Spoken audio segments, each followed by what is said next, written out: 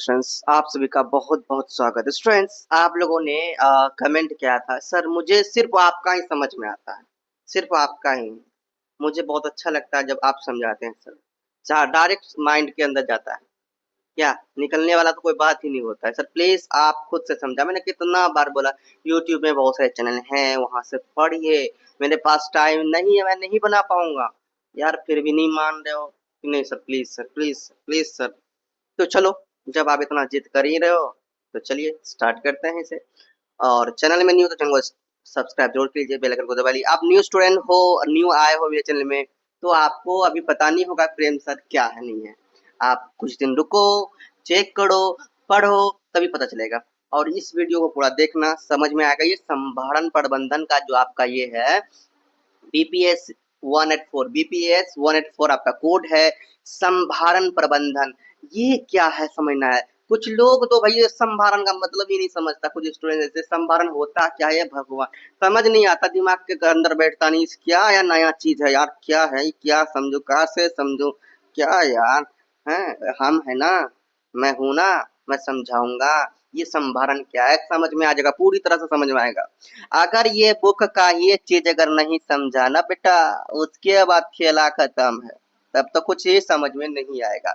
सबसे पहले बुक का ये चैप्टर नाम जो है वो समझिए, होता क्या है, संभारण क्या है, संभारण प्रबंधन क्या है। तो ध्यान से समझो। ये संभारण प्रबंधन बताने से पहले आप ये चित्र को देखिए। आपके बुक में चित्र कितना अच्छा बना है, देखिए एरोप्लेन, देखिए, देखा। अब ये क्या है, ये क्यों ऐसा है, और इसको देखिए, ये क्या है भैया। एरोप्लेन तो एरोप्लेन, ये ट्रेन है। क्या दिखा, ट्रेन दिखा। अच्छा भैया वो ट्रेन है, तो ये क्या है, ये क्या है, ये क्या, ट्रक है। ओ माय गॉड, ट्रक में क्या होता है। और यहाँ पे ये देखो, लास्ट में क्या लिखा है, ग्राहक संतुष्टि। ठीक है, तो अब समझ में आ गया कि संभारण में क्या होना होगा, क्या होता होगा। देखो, संभारण वह प्रक्रिया है जिसके द्वारा कोई भी बिजनेस को बढ़ाया जाता है, कोई बिजनेस को आसान बनाया जाता है।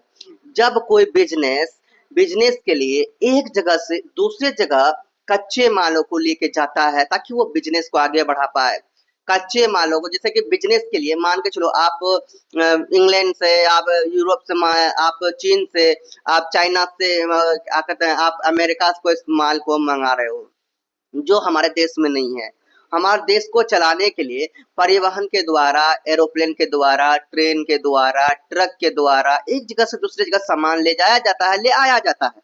हमारा देश से कोई कच्चा माल जाता है कोई दूसरा देश, है ना, निर्यात होता है, फिर वहां से आयात होता है। आयात निर्यात का काम जो ये परिवहन द्वारा होता है, ये जो परिवहन द्वारा जो कार्य होता है, ये परिवहन द्वारा, ट्रक द्वारा, ट्रेन द्वारा, समझ में आ गया।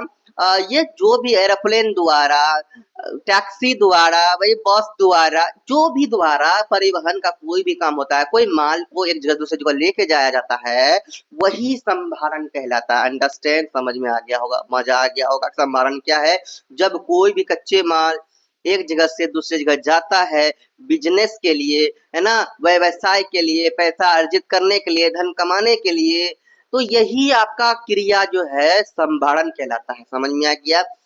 तो संभारण प्रबंधन यहाँ है हमारा चैप्टर का नाम। तो संभारण प्रबंधन, आप हमको यहाँ समझना, प्रबंधन इसका मैनेजमेंट कैसे होगा, संभारण का क्या मैनेजमेंट होता है, ये हम लोग समझेंगे। इस तरह से आपको संभारण का मतलब जो समझ में आ गया ना, मजा आ गया, मजा आ गया, पूरा मजा आ गया। चलिए अब हम लोग चलते हैं धीरे धीरे, फर्स्ट चैप्टर को देखते हैं। संभारण प्रबंधन में ब्लॉक देखो, यहाँ पे आपको देखने को मिलेगा। चलिए देखिए, यहाँ खंड वन में देखिए आपका क्या है। सबसे पहले खंड वन में पूछा गया है संभरण का परिचय। अरे खंड वन जो है ये पूरा संभरने से तो भरा हुआ है, संभरने का परिचय करेंगे, क्या दिक्कत है, मजा आएगा है? संभरण में सबसे पहला एक चैप्टर में देखेंगे कि इसका अवधारणा मतलब संभरण क्या है वो समझेंगे, सिद्धांत और इनके प्रकार को भी समझेंगे। संभरण के क्या सिद्धांत है, क्यों संभरण क्या चाहता है, ये सिद्धांत हुआ। संभारण क्या चाहता है और संभारण क्या प्रकार होता है, क्या संभारण का क्या क्या प्रकार होता है, ये समझेंगे। मजा आएगा नहीं? बहुत मजा आएगा, बहुत है। उसके बाद दूसरा है संभारण प्रबंधन, मैनेजमेंट कैसे होगा, अवधारणात्मक ढांचा, इसका क्या कार्य क्षेत्र है और संभारण का क्या महत्व है। अभी संभारने चल रहा है। चलो दूसरा, यहाँ पे संभारण और आपूर्ति श्रृंखला प्रबंधन। तो संभारण का आपूर्ति होगा, कैसे पूर्ति होता है, कैसे आपूर्ति होता है, एंड अंतर संबंध संभारण। उसके बाद हम लोग संभारण प्रबंधन चक्र करेंगे। तो चलिए हम लोग चैप्टर 1 को स्टार्ट करते हैं, खंड 1 को स्टार्ट करते हैं। खंड 1 में आपका 4 चैप्टर हुआ, फिर खंड 2 में आपका 9 चैप्टर, उसके बाद यहाँ पे 9 तक में है ना। खंड 2 में देखो 1 2 3 4 5 चैप्टर खंड 2 में है, 4 5 9 हो गया। टोटल देखिए संभारण प्रबंधन में है यहाँ पे लास्ट में 1 2 3 4 4 इधर भी है। टोटल देखा 13 चैप्टर आपको मिले हैं था। कितने 13 चैप्टर को अभी हम लोग देखेंगे, मजा आएगा बहुत। चलो पहला स्टार्ट करते हैं, पहला से स्टार्ट करते हैं भैया। सबसे पहले हम लोग क्या समझते हैं, संभारण का अवधारणा और सिद्धांत प्रकार समझते हैं। चलिए चलिए स्टार्ट करते हैं।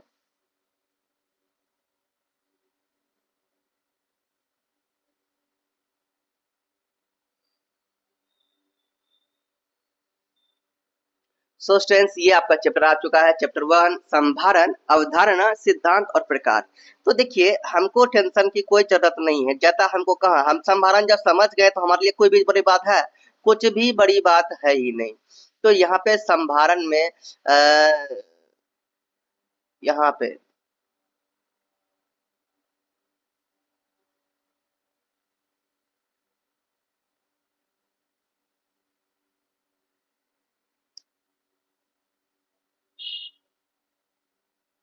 सबसे पहले हम लोग को यही देखना है यहाँ पे स्टूडेंट्स कि संभारण की अवधारणा को देखना है, एक अवलोकन। तो भैया संभारण की अवधारणा को समझेंगे हम लोग। तो यहाँ जो लिखा हुआ है ये सब पढ़ेंगे तो दिमाग के बाहर जाएगा, समझ में नहीं आएगा।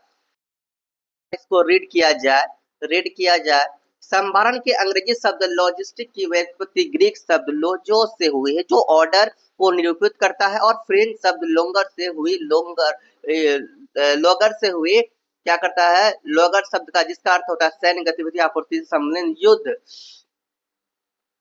युद्ध कला, सैन्य विज्ञान शाखा के नाते सैनिकों की गतिविधि है ना, एक स्थान से दूसरे स्थान पर जाना।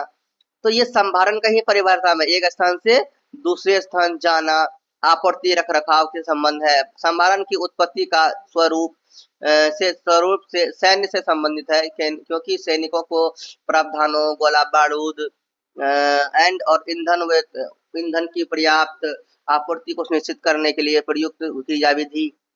ये सिर्फ समझ में ऐसे आने वाला नहीं है, मैंने आपको संभारण बता ही दिया है। देखो संभारण का डिजाइन, विकास, प्राप्ति, भंडार, वितरण, रख रखाव, निकासी, सामग्री, निपटान, कार्मिक संचालन, निकासी, अस्पताल में भर्ती। देखो यहाँ पे देखो संभारण को अलग अलग निम्नलिखित संभारण के कार्य दिए गए हैं। क्या कार्य दिए हैं, देखो सामग्री का डिजाइन और विकास, प्राप्ति, भंडारण, संचालन, वितरण, रख रखाव, निकासी और सामग्री, ये सब कार्यकलाप जो होता है ये भी संभारण ही में ही आता है। कार्मिक की संचालन, निकासी का अस्पताल में भर्ती, ये सब कार्य जो होते हैं ये संभारण में आते हैं। सुविधा का प्राप्ति, निर्माण, रख रखाव, संचालन और निपटान, ये सब किस में आते हैं, संभारण में आ जाते हैं। सेवा की प्राप्ति या प्रस्तुत करना, ये सब काम काज आपका किस में भैया, संभारण में आ जाते हैं।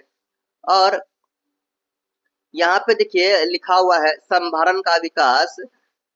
संभारण का विकास को हम लोग नहीं देखेंगे,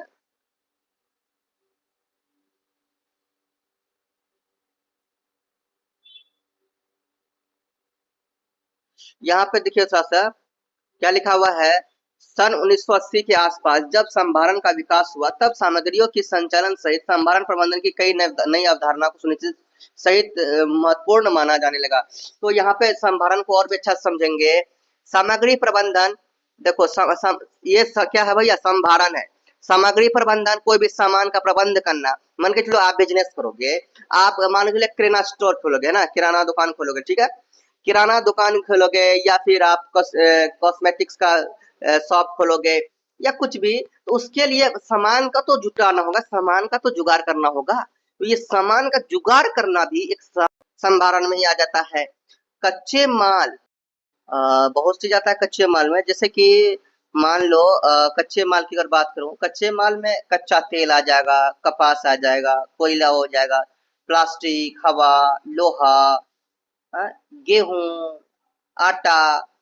आटा भी क्यों हुआ? क्योंकि देखो कच्चे माल उसे कहा जाता है स्टूडेंट्स जो अभी उपयोग के लिए तैयार है, जो उपयोग किया नहीं गया है, सिर्फ तैयार है कि हम इसका उपयोग कर सकते हैं। मतलब कि अब ये सोच लो कि खाना बनाया नहीं गया है, खाना बनाने का प्रक्रिया, खाना बनाने का जो सामान है वो रेडी किया गया है। मान के लो हमें सब्जी बनाना है, तो सब्जी बनाने के लिए नमक हो गया, सब्जी बनाने देखो हमको सब्जी बन जाएगा तभी वो हमारे लिए उपयोग मतलब ये हो गया, तैयार हो गया, रेडी हो गया, है ना। लेकिन कच्चा माल अभी हमको, हम सब्जी के तुलना में अगर कच्चा माल बोले तो भैया हल्दी हो गया, नमक हो गया, जो अभी पड़ा नहीं है उसमें, जो अभी यूज नहीं हुआ है, जो यूज होना अभी बाकी है, हैं? नमक हो गया, हल्दी, आलू, प्याज, टमाटर, धनिया। तो अभी जो यूज होने के लिए बाकी है, यूज होने वाला, यूज हुआ नहीं है, वो सभी कच्चे माल में आ जाता है। तो ये एग्जाम्पल दिया, अभी तो भैया बताया ना मैं, कच्चा तेल, कपास, कोयला, प्लास्टिक, हवा, लोहा, जिससे अभी बहुत चीज बनने वाला है। मान के चलो कपास से, या मान के लो कोयला, मान के लो लोहा, लोहा से भी बहुत कुछ बनाया जा सकता है। लोहे का देखते हो कितना, लोहे का कुर्सी, लोहे का जंजीर, लोहे का क्या क्या नहीं है, बहुत चीज है, है? मान के चलो गेहूं के बाद बोलते हैं, गेहूं से क्या क्या बनाता है, गेहूं से भी आटा बन गया, आटा से पूड़ी लोग बनाते हैं, आटा से लोग रोटी बनाते हैं। मतलब कि अभी बहुत चीज होना बाकी है। तो ये गेहूं का, आटा का, कच्चा तेल, कपास, कोयला, ये सब क्या कच्चे माल में इसलिए है कि ये एक जगह दूसरी जगह जाता है, वो अभी और भी यूज होना बाकी है, तो कच्चे माल में आ जाता है। कल पूजो और आपूर्तियों का सही समय पर उपलब्ध क्या होता है, होना। तो भैया आपको ये सामग्री और कच्चे माल पर ध्यान देना है और ज्यादा ध्यान नहीं देना है, तो ये भी आपको समझना है, मैं आपको समझा रहा हूँ। अब दूसरा आया ख नंबर में क्या, भौतिक वितरण, फर्म द्वारा तैयार उत्पादों का उपभोग, फर्म द्वारा तैयार उत्पादों को उपभोक्ता तक पहुंचाना, ये भी क्या भैया संभारण का कार्य है। कि संभारण ही तो उपभोक्ता तक जो हम लोग यूज करते हैं, हम तक कौन पहुंचाता है, संभारण ही पहुंचा। संभारण के जरिए भी कोई मान के लो फैक्ट्री में कोई सामान रेडी हुआ, वो सामान हमारे पास आएगा, तो वो लाने का जो काम करेगा क्या, एक जिसके यहाँ सामान बनेगा, कंपनी का जो मालिक है, क्या वही वो सब तो लेके आ जाएगा, या कंपनी का जो वर्कर्स क्या वही लेके ढोएगा कि हाँ लो लो भैया इस कंपनी में बन रहा है, लो लो लो, नहीं। उसके लिए कोई ट्रक जाएगा, है, कोई ट्रक में माल लोड होगा, वो ट्रक का माल आएगा, है, हमारे गांव में आएगा, हमारे समाज में आएगा, बिकेंगे। यही सब क्या है, उपभोक्ता तक पहुंचता है, यही सब हम लोगों के पास पहुंचता है, यही सब संभारण है। कितना मजा आ रहा है संभारण का, तो आपको पूरा तो क्लियर हो गया। अब देखो यहाँ पे आगे, देखो संभारण के विकास अगर की बात किया जाए, संभारण विकास को प्रभावित करने के लिए निम्नलिखित कारकों पर विचार किया जा सकता है। देखो संभारण विकास को अगर आगे बढ़ाया जाए तो कंप्यूटर प्रौद्योगिकी में उन्नति से संभारण संभारण और भी ज्यादा तेजी हो सकता है। अभी हो रहा है, तो कंप्यूटर का यूज संभारण नहीं हो रहा है। कंप्यूटर से लोग क्या से क्या नहीं कर रहे हैं, कंप्यूटर से लेके सबसे हर सिस्टम कंप्यूटर से ही करते हैं, कहाँ कौन सामान भेजना है, कहाँ क्या करना है, टैली करना, डाटा एंट्री भी इसी में होता है, अकाउंटिंग का काम होता है कंप्यूटर में। ये सब कहाँ है या कंप्यूटर में तो होता है। कंप्यूटर का ये तो संभालन तो और भी आसान है। लिखना पड़ता था भैया, बड़ा बड़ा कॉपी होते हैं, बड़ा बड़ा एकदम कॉपी होते थे, उसमें लिखते थे लोग, बड़ा बड़ा उसमें रजिस्टर होते थे, लिखते थे उसमें। तो भैया उसमें समय बहुत ये होता था। मात्रात्मक तकनीकें, सिस्टम प्रणाली, कुल लागत, संभारण भूमिका को मान्यता, ये सब देखिए इनके कारक हो गए। तो अगर कहा जाए कि कारक कौन कौन है संभारण के, तो डायरेक्टली ये भी लिख सकते हैं। चलो संभारण के प्रकार की बात किया जाए भैया, संभारण के जो प्रकार है वो व्यापार संभारण है। क्या है, संभारण के संभारण का अगर बोला जाए कि संभारण के कितने प्रकार के होते हैं, कौन कौन से संभारण होते हैं, तो संभारण के प्रकार में आप रखिए व्यापार संभारण, ठीक है। दूसरा है आपका सैन्य संभारण, ठीक है। तीसरा है आयोजन संभारण। तो ये तीन प्रकार के संभारण देखा, और है क्या, सेवा संभारण, ठीक है, ये आपने देखा। अब देखो देख लिया ना इतना, पहले हम लोग समझते हैं इसमें कि इस व्यापार संभारण क्या होता है, जिसमें व्यापार व्यापार होते हैं। तो यहाँ पर देखे लिखा हुआ है, यह उस आपूर्ति श्रृंखला प्रक्रिया का हिस्सा है जिसमें मूल बिंदु के से उपयोग बिंदु यानी कि उपभोग बिंदु तक माल और सेवाओं का योजना बनाना। तो व्यापार में वही होता है ना जो बिजनेस बिजनेस होता है। मान के चलो कोई सामान ऐसा है जो कि कोई फैक्ट्री से आ रहे हैं या फिर कोई दूसरे देश से आ रहे हैं। मान के चलो कहीं चाइना से मोबाइल आ रहे हैं, क्या अमेरिका से, या फिर यहाँ का इंडियन का मोबाइल, जो भी इंडिया का कंपनी का मोबाइल है वो दूसरे कंपनी में दूसरे देश में जा रहा है। तो ये जाना आना व्यापार, कोई भी बिजनेस करना, बिजनेस के लिए कोई भी कार्य करने होते हैं ट्रक से, जैसे कि कोई माल को लेके आना आना और जाना, तो यही संभारण का व्यापार हो जाएगा। क्या हो गया? व्यापार संभारण में यही आ गया। तो इसको अपने तरीके से अपने माइंड, जैसे आपको समझ में आ रहा है ना, अपने माइंड से लिख सकते हैं। तो याद रखना, संभारण की अगर प्रकार की बात किया जाए तो व्यापार संभारण लिखना। दूसरा प्रकार की अगर बात किया जाए तो सैन्य संभारण। तो भैया इसमें सैन्य संभारण में क्या आता है? सैन्य बलों और उनके संचालन क्षमता में तत्परता, विश्वसनीयता और दक्षता को सुनिश्चित करने के लिए सहायता के सभी पहलुओं का और डिजाइन का एकीकरण करना होता है। देखो सैन्य संभारण में क्या होता है? जिस सेना को तैयार किया जाता है, एक जगह दूसरी जगह ट्रेनिंग के लिए भेजा जाता है, सेना युद्ध के लिए तैयार होते हैं, सेना देश की रक्षा करने के लिए तैयार होते हैं। तो ये सेना का आना जाना, अब देखो कहीं युद्ध होगा तुरंत सेना एकदम गाड़ी एकदम निकलेगा, फट फट फट फट स्पीड में है, गाड़ी निकलेगा आएगा जाएगा। तो भैया ये आना जाना का काम ही तो हो रहा है सैन्य संभारण में भी। सैन्य संभारण में भी क्या होता है? आना जाना, एक जगह दूसरी जगह जाना, है ना, एक देश से दूसरे जगह जाना, बॉर्डर पे जाना, घर से बॉर्डर पे जाना, कभी इधर कभी उधर। तो ये भी एक आपका क्या है? संभारण का प्रकार में ही है। उसके बाद क्या? आयोजन। आयोजन मतलब क्या भाई? किसी चीज का आयोजित करना, किसी चीज को आयोजित करना, कोई भी चीज को आयोजित करना। आप इसको इसमें बहुत चीज ले सकते हैं ना, लिखा हुआ यहाँ पे कि यह किसी घटित आयोजित होने वाली घटना के आयोजन के लिए संसाधनों को संगठित करना, है ना, अनुसूची तैयार करना, आवंटन, अपेक्षित कर्मकों नेटवर्क संबंधी इवेंट संभालना। तो आयोजन में क्या होगा कि भी कोई भी चीज का, मान के लो प्रोग्राम होने वाला है ना, मान के लो शादी होने वाला है, यहाँ अभी तो समझ में आ रहा है ना, शादी होने वाला है, ठीक है। मान के लो आपकी आपके भाभी भैया का शादी होने वाला है, आपका भैया का शादी होने वाला है, भाभी आएगी है, भाभी आएगी। तो भाभी आएगी, शादी होने वाला है, तो शादी के लिए क्या होगा भैया? शादी में संभारण का कार्य तो होगा। ये कोई कपड़ा, कहीं से कपड़ा आएगा, कहीं से बहुत सारा माल आएगा ना, खाने पीने के लिए भोज, अगर भोज होगा, भोज नहीं खिलाओगे? भाई का शादी होगा, भोज नहीं खिलाओगे? तो भोज के लिए भी ना ये बहुत दूर दूर से मतलब सामान आएंगे, अच्छे अच्छे सामान आएंगे, आइटम्स आएंगे, रेडी करने के लिए, तैयार करने के लिए, आयोजन करने के लिए, प्रोग्राम होंगे, बैंड बाजा बजेंगे, मजा आएगा, डीजे आएगा। तो ये सब क्या आयोजन ही, आयोजन भी होता है, आयोजन का कार्य भी संभारण में आता है। तो मजा आ रहा है कि नहीं? बहुत मजा आ रहा है। चलो, सेवा संभारण भी आता है, जिसमें सेवा किया जाता है किसी व्यक्तियों के, किसी का भी सेवा किया जाता है। तो ये डायरेक्टली समझ जाते हैं ना अब, ये सेवा। तो संभारण से संबंधित कुछ मुख्य शब्द देखो, आपूर्ति, वस्तुएं, माल, उत्पाद और स्टॉक, इन सभी शब्दों में वे सभी मुद्दे शामिल हैं जो संभारण प्रणाली के माध्यम से आगे बढ़ती है। सही बात है। संभारण प्रबंधन में इन सभी शब्दों का प्रयोग परस्पर अदल बदल कर लिया जाता है। यहाँ पे तीन चीज को ध्यान में रखना पड़ता। तीन चीज क्या है? यूजर कौन, यूजर है, प्रयोक्ता कौन है, क्लाइंट कौन है, और कस्टमर। तो ये तीन का खेल होता है यहाँ पे, है ना। कौन उपभोक्ता है, मतलब किसे सामान ले जाके देना है, और उपभोक्ता दूसरे सॉरी, कौन प्रयोक्ता है कि किसे सामान, किसका सामान है भैया, किसका सामान जाएगा। और क्लाइंट कौन है भैया, लेने वाला कौन है, कस्टमर ग्राहक कौन है। ये तीनों चीज को देखना पड़ता है यहाँ पे। देखो यहाँ पे लिखा हुआ है, ये वे व्यक्ति हैं जो आपूर्तियों के प्राप्तकर्ता होते हैं। प्रयोक्ता शब्द का प्रयोग उनके लिए किया जाता है जो बाजार में आए नए या चल रहे उत्पादों के बारे में जानकारी एकत्रित करते हैं। तो भैया कौन होते हैं यहाँ? तो प्रयोक्ता कौन, यूजर वही होते हैं ना जो जानकारी को क्या करते हैं, एकत्रित करते हैं कि आने नया क्या मार्केट में क्या चल रहा है, अभी क्या होने वाला है। उपभोक्ता वह शब्द का, उपभोक्ता शब्द का प्रयोग अक्सर उत्पाद सेवा, तो उपभोक्ता का प्रयोग तब किया था जब कोई उत्पाद लेता है, कोई सामान लेता है अपने यूज करने के लिए, तो ये उपभोक्ता में आ जाता है, क्लाइंट में।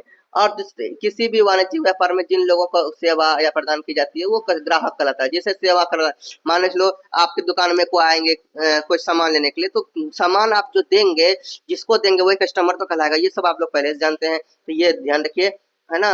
उसके बाद हम लोग भैया नेक्स्ट चैप्टर में जाते हैं। इस चैप्टर इतना ही, इस चैप्टर में इतना ही। आप धारणा भी समझ लीजिए। सिद्धांत की बात करें, सिद्धांत, तो संभारण के सिद्धांत को देखिए। संभारण के जो सिद्धांत होते हैं, मतलब संभारण के जो मकसद होते हैं, संभारण के जो लक्ष्य होते हैं, क्या करने होते हैं। संभारण से सही सामग्री उत्पाद होता है। याद रखना, संभारण क्या क्या चाहते हैं, सही सामग्री हो, सही उत्पाद हो, है ना। यहाँ पे पढ़िए लो, सही सामग्री उत्पाद को प्रस्तुत उपलब्ध कराना ताकि समय पर आवश्यक उत्पाद या सेवा हमेशा उपलब्ध हो। ये पढ़ लीजिए, मजा आएगा। तो खुद से भी ये प्रिंट कर सकते हैं। दूसरा है, सामग्री या सेवा सही मात्रा में उपलब्ध हो। ये सिद्धांत में है भैया, ये सब देख लीजिए, याद कर लीजिएगा, ये याद करके जाइएगा संभारण के सिद्धांत को। क्योंकि हम मात्राओं से उत्पादन रुक जाता है। अगर सही मात्रा में सेवा नहीं होता है तो उत्पादन क्या रुक जाता है ना। और उसमें विराम आ जाता है। कोई भी बिजनेस होता है, बिजनेस ठप होने लगता है, जबकि बड़ी मात्रा में स्टॉक बढ़ती है। सही स्थिति में, ताकि ग्राहक को अपेक्षित उत्पाद, देखो अगर सामान ही नहीं रहेगा, संभारण का यही है ना लक्ष्य। अगर देखो किसी दुकान में कोई सामान नहीं रहेगा, कोई कस्टमर जाएगा तो सामान तो मिलेगा नहीं। जब सामान ही नहीं मिलेगा तो बिजनेस कहाँ से होगा।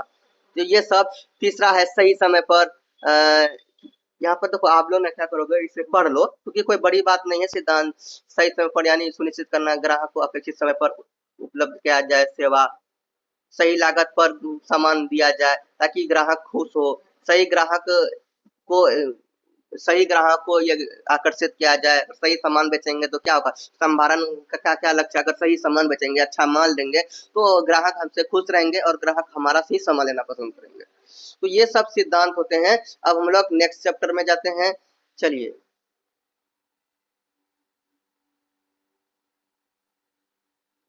स्टूडेंट, संभारण के प्रकार में और भी यहाँ पे आगे आपको दिखाए गए हैं। संभारण के प्रकार में आप देखिए, ऊपर वाला भी ले सकते हैं एग्जाम्पल जो मैंने आपको बताया संभारण के प्रकार का, ऊपर में भी अभी जो दिखाया। उसके बाद यह संभारण का दूसरा आप लोग यहाँ पे भी ले सकते हैं। पहला संभारण होता है आपका प्राप्ति संभारण, दूसरा उत्पादन संभारण, ठीक है। और इसे आप वीडियो को रोक कर इसे पढ़ लीजिए, समझ में आएगा कि भाई प्राप्ति संभारण में क्या था, नहीं तो वीडियो लंबा हो जाएगा। उसके बाद बिक्री संभारण और पुनः प्राप्ति संभारण, फिर से प्राप्त करने वाला संभारण, पुनः चक्रण संभारण। तो भैया इसे आप लोग रोक कर पढ़ लीजिए। चलिए हम लोग अब नेक्स्ट चैप्टर में जाते हैं। आपका नेक्स्ट चैप्टर है, देखिए चैप्टर 2। इसमें बताया गया संभारण के प्रबंधन, कि संभारण को कैसे मैनेजमेंट किया जाए, अवधारणात्मक ढांचा, कार्य क्षेत्र और महत्व। तो इनमें से वो देखेंगे हम लोग। चलिए सबसे पहले संभारण प्रबंधन को समझते हैं। ये क्वेश्चन जो बनते हैं आपके संभारण प्रबंधन से क्वेश्चन बनते हैं, इसलिए संभारण प्रबंधन को देखेंगे, फिर संभारण के महत्व को देखेंगे, कार्य क्षेत्र को देखेंगे। चलिए देखते हैं। चलिए सबसे पहले हम लोग को यही देखना था ना, संभारण प्रबंधन मैनेजमेंट के बारे में, अवधारणात्मक ढांचा। देखिए यहाँ पर समझिए, मैं बोल रहा हूँ सुनिए। संभारण प्रबंधन, यहाँ पढ़िए, आप लोग भी पढ़िए मेरे साथ। संभारण प्रबंधन एक समन्वित एवं एकीकृत कार्य है जो संभारण संबंधी सभी गतिविधियों में समन्वय स्थापित करने और उसको बेहतर ढंग से उपयोग में लाने के साथ साथ मार्केटिंग यानी कि विपणन, मार्केटिंग मतलब क्या होता है भाई, विपणन होता है। उसके बाद बिक्री, विनिर्माण एंड विपणन में भाई आप बिजनेस आ जाते हैं। ऐसे नहीं सोचना कि विपणन क्या है, कंफ्यूज हो जाना, है ना, बिजनेस आ जाता है। विनिर्माण, वित्त और सूचना प्रौद्योगिकी सहित अन्य सभी कार्यों को जो संगठित करता है वही क्या कहलाता है, संभारण प्रबंधन। जो संभारण प्रबंधन में आता है, जैसे कि कोई भी बिजनेस को जो मैनेज करता है, मैनेज करके रखता है, कोई भी बिजनेस को जो मैनेज करता है। मान के चलो आप, मैं किराना स्टोर का ही ले रहा हूँ ना, मान लो किराना स्टोर का ले रहा हूँ, मान लो कॉपी की, मान लो बुक स्टोर का ले रहा हूँ, चलो ठीक है, बुक स्टोर का ले रहा हूँ। बुक स्टोर में क्या होंगे, अगर वो क्या खाली बुक बेचते होंगे, नहीं, वो कॉपी बेचते होंगे, कलम बेचते होंगे, हैं, पेन भी बेचते होंगे। तो इन सभी को मैनेज करते हैं। उनके लिए क्या करते हैं, सामान वामान मंगवाते हैं, दूर दूर से सामान मंगाते हैं जहाँ सस्ता में उन्हें मिलता है ना। बुक बुक मंगाते हैं, ट्रक में मंगवाते हैं, ट्रक में मिलता है, मंगवाते हैं। और जो भी चीज में मंगवाते हैं वो बहुत दूर दूर से, बहुत सारे एक ही साथ बहुत सारे माल को मंगवाते हैं ताकि सब सामान उनके पास स्टॉक रहे और वो बिजनेस को आगे बढ़ाए, है ना। तो ये मैनेज करके पहले से रखना पड़ता है। ये नहीं कि जब ग्राहक आएगा, ये भैया ये सामान हमको दीजिए, तब वो सोचने लगा भैया ये सामान कहाँ है मेरे पास, भैया ये सामान नहीं है भैया कल दे दूंगा। ऐसे कुछ लोग करते हैं, कुछ दुकानदार ऐसे भी होता है। कभी कुछ सामान मांगने जाओगे ना, पहले देखेगा कि दुकान आता है कि नहीं आता है ग्राहक, जब आता है तब जाता है, भैया कल दे देंगे, भैया रुकिएगा ना एक दो दिन, मैं मंगा दूंगा, ऐसे होता है। तो ये भी, ये सब देखो, ये सब जो मैनेज करके रखता है, ये कौन है, कौन होता है भैया, यही तो होता है संभारण प्रबंधन, संभारण का प्रबंधन करना। समझ में आ गया। उसके बाद आगे देखो क्या लिखा हुआ है यहाँ पे,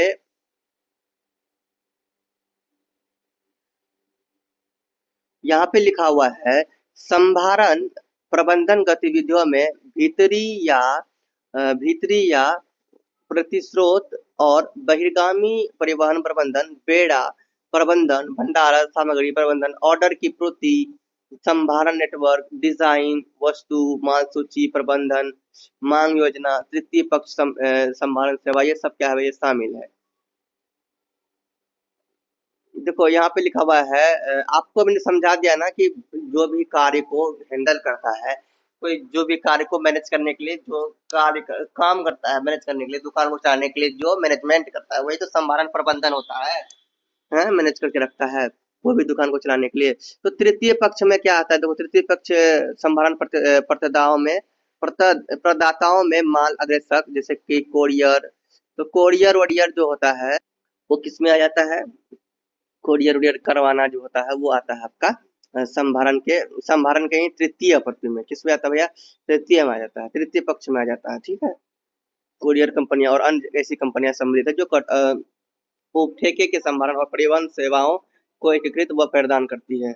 संभारण के अलग अलग स्तरों पर किए जाने वाले कार्यों जैसे सोर्सिंग और प्राप्ति, उत्पादन योजना, शेड्यूलिंग, पैकिंग और एकत्रीकरण का उपभोक्ता सेवा शामिल है। समझ गया है।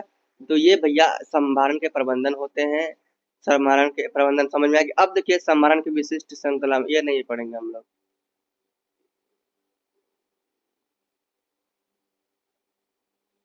हरित संभारण प्रबंधन, ये पढ़ना है, हरित संभारण प्रबंधन। स्टूडेंट्स, हरित संभारण प्रबंधन में जो आ जाता है वो पर्यावरण को रिलेट करके आता है। पर्यावरण इसमें क्या होता है, शामिल होते हैं।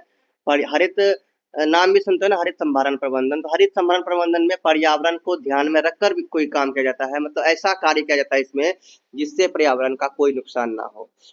संभारण इस तरह से किया जाता है, जैसे मान के ट्रांसपोर्ट आपका चलते हैं, ट्रांसपोर्ट आपका जैसे कि एक जगह दूसरी जगह जाते हैं, परिवहन होते हैं, एक जगह का आयात होता निर्यात होता है।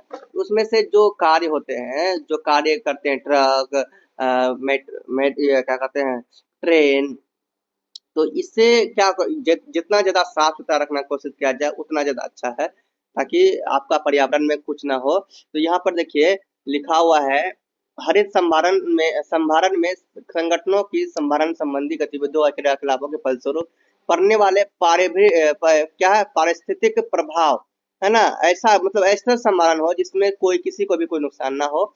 पारिस्थितिक प्रभाव और उन्हें कम करने के प्रयासों का उल्लेख है, जैसे कि कम करना, इसकी विशेषता है कि कम करना, पुनः प्रयोग, पुनः कार्य करना, पुनः प्रस्तुत करना, पुनरावृत्ति, पुनरावर्तन, पुनः चक्रण और पुनः विनिर्माण, ये सब इनके लक्ष्य होते हैं हरित हरित संभारण के। तो हरित संभारण प्रबंधन में देखिए यहाँ पे लिखा हुआ है, देखिए क्या है, हरित संभारण प्रबंधन पर्यावरण प्रबंधन और संभारण प्रबंधन का मिश्रण है, ठीक है। पर्यावरण और संभारण दोनों का मिश्रण है क्या, हरित संभारण।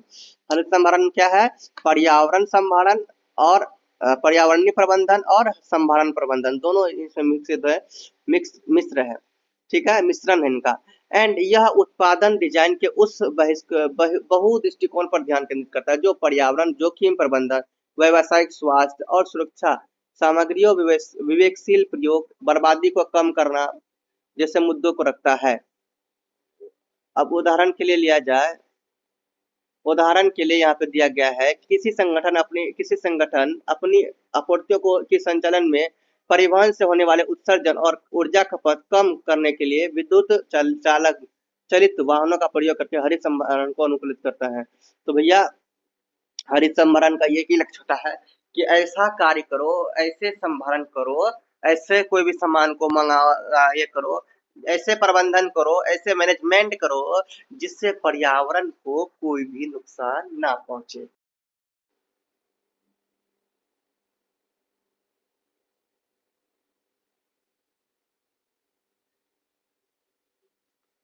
स्टूडेंट्स, अब हम लोग नेक्स्ट चैप्टर को देखते हैं, ठीक है। इस चैप्टर में इतना ही देखना था, नेक्स्ट चैप्टर को देखते हैं। नेक्स्ट चैप्टर है हमारा संभारण और आपूर्ति श्रृंखला प्रबंधन अंतः संबंध। तो इनमें से देखते हैं, जो इम्पोर्टेंट होगा मैं वही करवाऊंगा इनमें से। चलिए देखते हैं। आपूर्ति श्रृंखला प्रबंधन अवधारणात्मक ढांचा, ये देखते हैं ध्यान से। देखिए आपूर्ति, यहाँ पे आपूर्ति का मतलब बहुत स्टूडेंट्स नहीं समझते हैं कि आपूर्ति होता क्या है। देखिए आपूर्ति कैसे बना है, आज और पूर्ति से, ठीक है। आज और पूर्ति से, मतलब आवश्यक, पूर्ति मतलब पूरा करना, मतलब आवश्यक पूरा करना, अवश्य पूरा करना, जरूरी ही है, बहुत जरूरी है उसे पूरा करना, यही आपूर्ति कहलाता है। समझ में आ गया आपूर्ति, अब समझ में आ गया कि जरूर से जरूर, जल्द से जल्द, है ना, अवश्य अवश्य है, आवश्यक है, ये पूरा करना, तो ये आपूर्ति हो जाता है। चलिए इसको हम लोग पढ़ते हैं। आपूर्ति श्रृंखला एक जटिल और गत्यात्मक आपूर्ति और मांग का नेटवर्क है, जिसमें अनुक्रम से उनके सुविधाओं और संगठनों का, कार्यों का और गतिविधियों का, जो किसी वस्तु के उत्पादन व उत्पादन के वितरण व सेवा में सम्मिलित है। यह आपूर्तिकर्ता, वितरण वितरण केंद्रों और खुदरा विक्रेताओं का के नेटवर्क से मिलकर बनता है। सभी का एक सा ही लक्ष्य होता है, किस प्रकार सामान तैयार किया जाए और तैयार सामान को उपभोक्ता को विस्तृत कराया जाए। आपूर्ति श्रृंखला प्रबंधन की एक एकीकृत करने का कार्य है। क्या है, देखो यहाँ पर लिखा हुआ क्या है कि आपूर्ति श्रृंखला प्रबंधन एक एकीकृत करने का कार्य है, जिसमें प्रमुख व्यापार और कार्यों और प्रक्रियाओं को अपने व्यवसाय के लिए या और सभी कंपनियों के लिए एकीकृत करके उन उच्च कार्य क्षमता वाले मॉडल में परिवर्तित करना होता है। देखो मैंने आपको बताया ना, आपूर्ति श्रृंखला में वही आ जाता है जिसे अत्यधिक जरूरत हो जाता है पूरा करना, है ना, जिसे पूरा करने का बहुत ज्यादा जरूरत हो जाता है, वैसे यानी कि कार्य को हम लोग आपूर्ति श्रृंखला प्रबंधन कहते हैं। देखो यहाँ पे लिखा हुआ है, क्या लिखा हुआ है, आपूर्ति श्रृंखला प्रबंधन का प्रयोग प्रमुख व्यावसायिक प्रक्रियाओं को अंत में उपयोग करने वालों से लेकर आपूर्तिकर्ता तक समन्वित करने की आवश्यकता दर्शाने के लिए किया गया था। सूचना प्रौद्योगिकी का भी संभारण और आपूर्ति श्रृंखला प्रबंधन पर बहुत अधिक प्रभाव पड़ा है। चलो ये हो गया आपूर्ति में। अब देखते हैं संभारण और आपूर्ति। देखिए संभारण और आपूर्ति में क्या अंतर है, संभारण और आपूर्ति में अंतर को स्पष्ट करना है। देखिए संभारण का मतलब यही होता है ना, जो कि कोई भी बिजनेस को चलाने के लिए एक जगह से दूसरी जगह सामान को लेके जाना आना, है ना, कच्चे माल दूसरे जगह जाएगा, कच्चे माल तैयार होगा, है ना। तो भैया यहाँ पे क्या है, संभारण क्या करता है, कोई कार्य को रेडी करवाता, मतलब कोई कार्य को रेडी करवाता किसके लिए, कोई बिजनेस को चलाने के लिए, है ना, व्यवसाय को बनाए रखने के लिए संभारण इस कार्य करता है, अपना कार्य करता है कि सामान को क्या करता है, एक जगह दूसरे जगह लेके जाता है। तो लेकिन आपूर्ति में क्या हो जाता है कि वो आवश्यक सामान आ जाता है। आपूर्ति में क्या होता है, कोई सामान आवश्यक सामान हो जाता है, जैसे पूरा करना, ठीक है। मान के चलो आप कोई बिजनेस कर रहे हो, कोई दुकान चला रहे हो, यहाँ पे आवश्यक सबसे ज्यादा क्या है कि आपको वहाँ पे हर चीज का व्यवस्था होना चाहिए। जो ग्राहक आए वहाँ ग्राहक बैठने का जगह अच्छा होना चाहिए, ग्राहक का बाथरूम वूथरूम का व्यवस्था होना चाहिए, कोई ग्राहक आएगा पैसा वैसा भी, सब कुछ भी लगा तो ये सब भी कर पाएगा, है कि नहीं। पानी पीना है पानी पी पाएगा, का रेस्ट करना है जिसे रेस्ट कर पाएगा, इन सभी ये सभी क्या है, आपूर्ति में आ जाता है, ठीक है। और हर सामान को जैसे कि वो स्टॉक पहले से रखा जाए, है ना, हर सामान को स्टॉक पहले से रखा जाए, आवश्यक जितने भी सामान है, जो सामान अधिकतर लोग आते हैं, अधिकतर ग्राहक जो चीज को लेने के लिए आते हैं वो पहले से स्टॉक रखा जाए।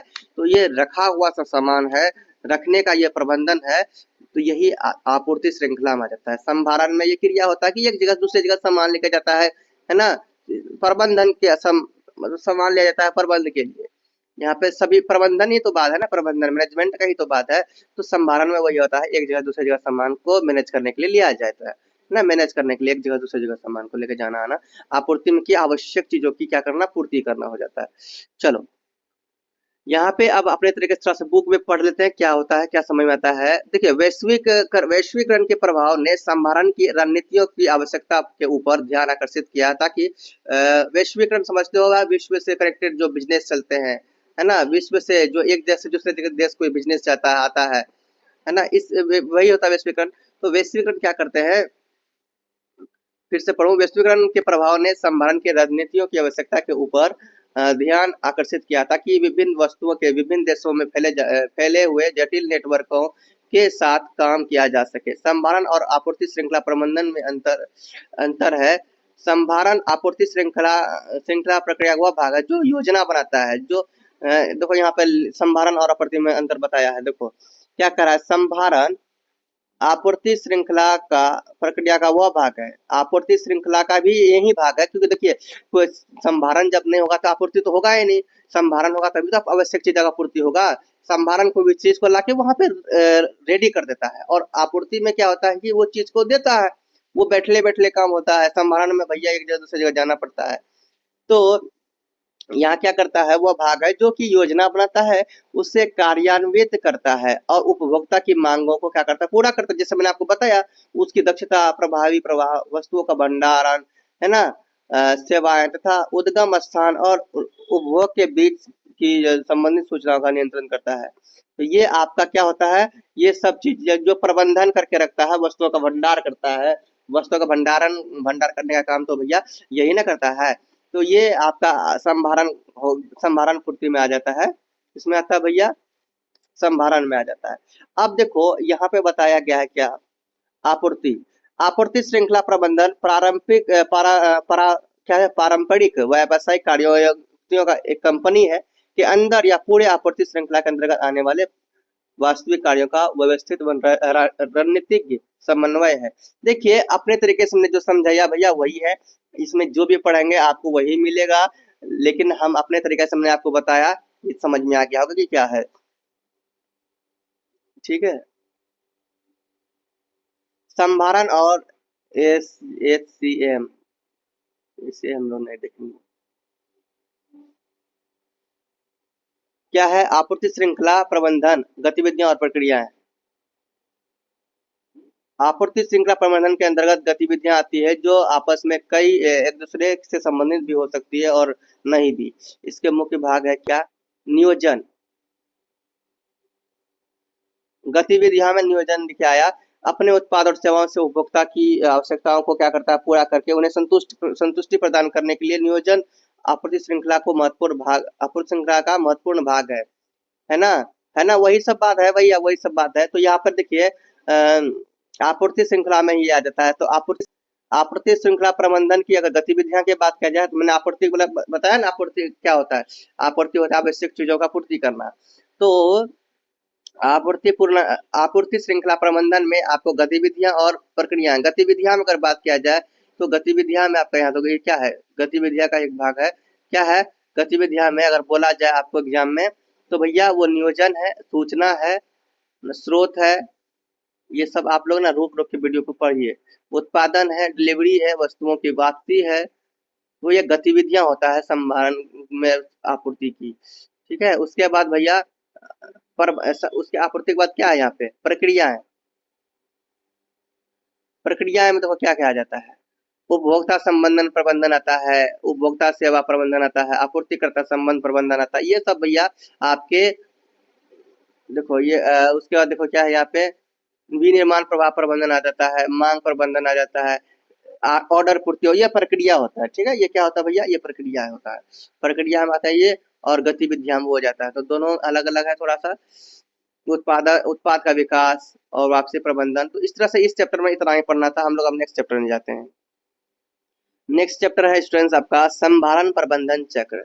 तो यहाँ पर क्या है, कौन कौन सा चैप्टर क्या क्या पढ़ना है यहाँ पे, संभारण प्रबंधन चक्र, संभारण चक्र के क्रियाकलाप, संभारण प्रबंधन सूचना प्रणाली। तो देखिए इनमें से हम लोग ना सबसे ज्यादा जो इम्पोर्टेंट हमारे लिए संभारण प्रबंधन चक्र, इसी को हम लोग पढ़ेंगे और कुछ नहीं इसमें करेंगे। इससे ज्यादा इम्पोर्टेंट हमारा इसमें कुछ भी नहीं है ना।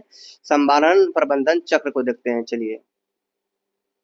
यहाँ पे आपका है, समझिए, संभारण प्रबंधन चक्र में संभारण प्रणाली का अंतिम लक्ष्य अंततः वस्तुओं का उपभोग करने वालों की आवश्यकता को पूरा करना और संभारण के साथ उपयुक्तताओं, है ना, सात उपयुक्तताओं क्या है, अभी समझेंगे संभारण प्रबंधन अच्छा से। सात उपयुक्तताओं, अधिकार, गुणवत्ता, स्थिति, स्थान, उपभोक्ता, समय और मूल्य, ये संभारण प्रबंधन चक्र के साथ क्या है, उपयुक्तताओं है की पूर्ति करना है। तो ये भैया क्या होता है, ये सब चीजों का पूर्ति करना, संभारण के साथ उपयुक्तताओं का पूर्ति करना है क्या, संभारण प्रबंधन का चक्र। इसमें से सही स्थान पर सही समय पर सही उपभोक्ता के लिए सही कीमत पर उपलब्ध कराना, ये संभारण प्रबंधन का एक चक्र में है कि सही उपभोक्ता पर सही समय पर सही चीजें क्या करना है, पहुंचाना। अब देखिए संभारण प्रबंधन अनेक क्रियाकलापों पे आते हैं। यहाँ पे चक्र को देखिए, संभारण चक्र को था देखिए छोटा कर दिया ना, छोटा कर दिया ना। अब देखिए संभारण चक्र को कहाँ से हम लोग स्टार्ट करें, संभारण चक्र को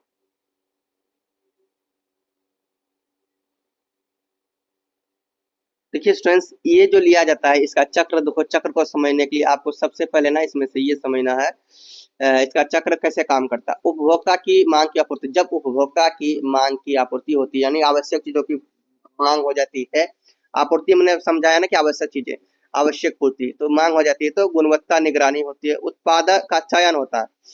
तब क्या होता है, उत्पाद का चयन होता है। यहाँ पे आपको ऐसे सर्कल बनाना है, अगर आपको चक्र के बारे में पूछा ऐसे ही बनाना है चक्र। अगर देखो ये जो दिख रहा है ऐसे नहीं बना पाएंगे तो आप ना स्टेप बाय स्टेप ऐसे करके बना सकते हैं, ऐसे करके बना सकते हैं, ठीक है, ऐसे करके बना सकते हैं, ऐसे करके बना सकते हैं। पहले आप देंगे उपभोक्ता की पूर्ति, उपभोक्ता की मांग की पूर्ति, उसके देंगे गुणवत्ता निगरानी, उसके बाद देंगे उत्पाद चयन, ठीक है, उत्पाद चयन, गुणवत्ता फिर निगरानी होगा, फिर आपका मात्रा का अनुमान होगा और खरीद होगा, फिर गुणवत्ता निगरानी होगा, फिर आपका वस्तु सूची प्रबंधन भंडारण व वितरण, फिर गुणवत्ता निगरानी होगा, फिर उपभोक्ता की मांग की पूर्ति होगा।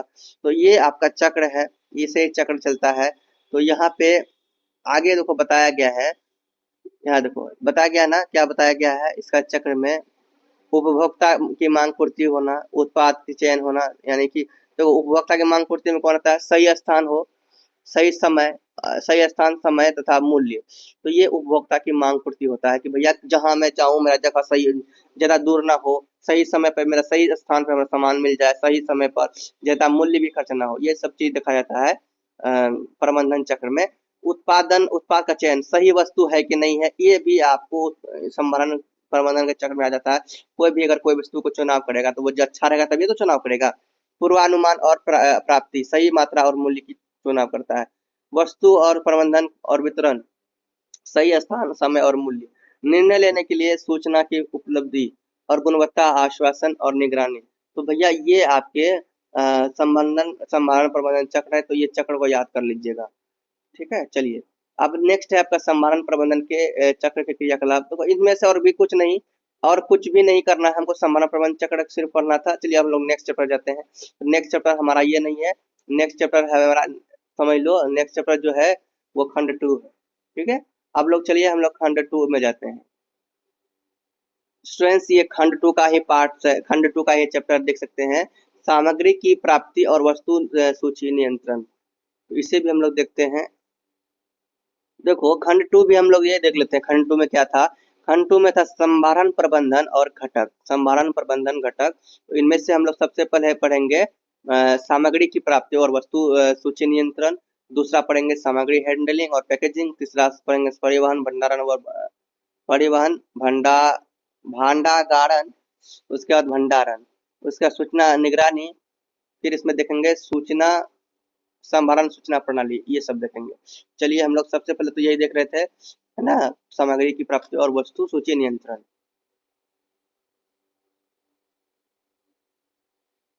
पहले हम लोग इसमें यही समझ लेते हैं, प्राप्ति को समझना क्या है, इसमें प्राप्ति को समझना, ये बात क्यों लिखा गया है, इसमें क्यों लिया गया है। तो यहाँ पर देखिए, सभी संगठन उनके संचालन के लिए कच्चा माल, घटक, उत्पाद, सेवाएं और आपूर्तिकर्ताओं से अन्य संसाधन प्राप्त करने के लिए काफी प्रयास करते हैं।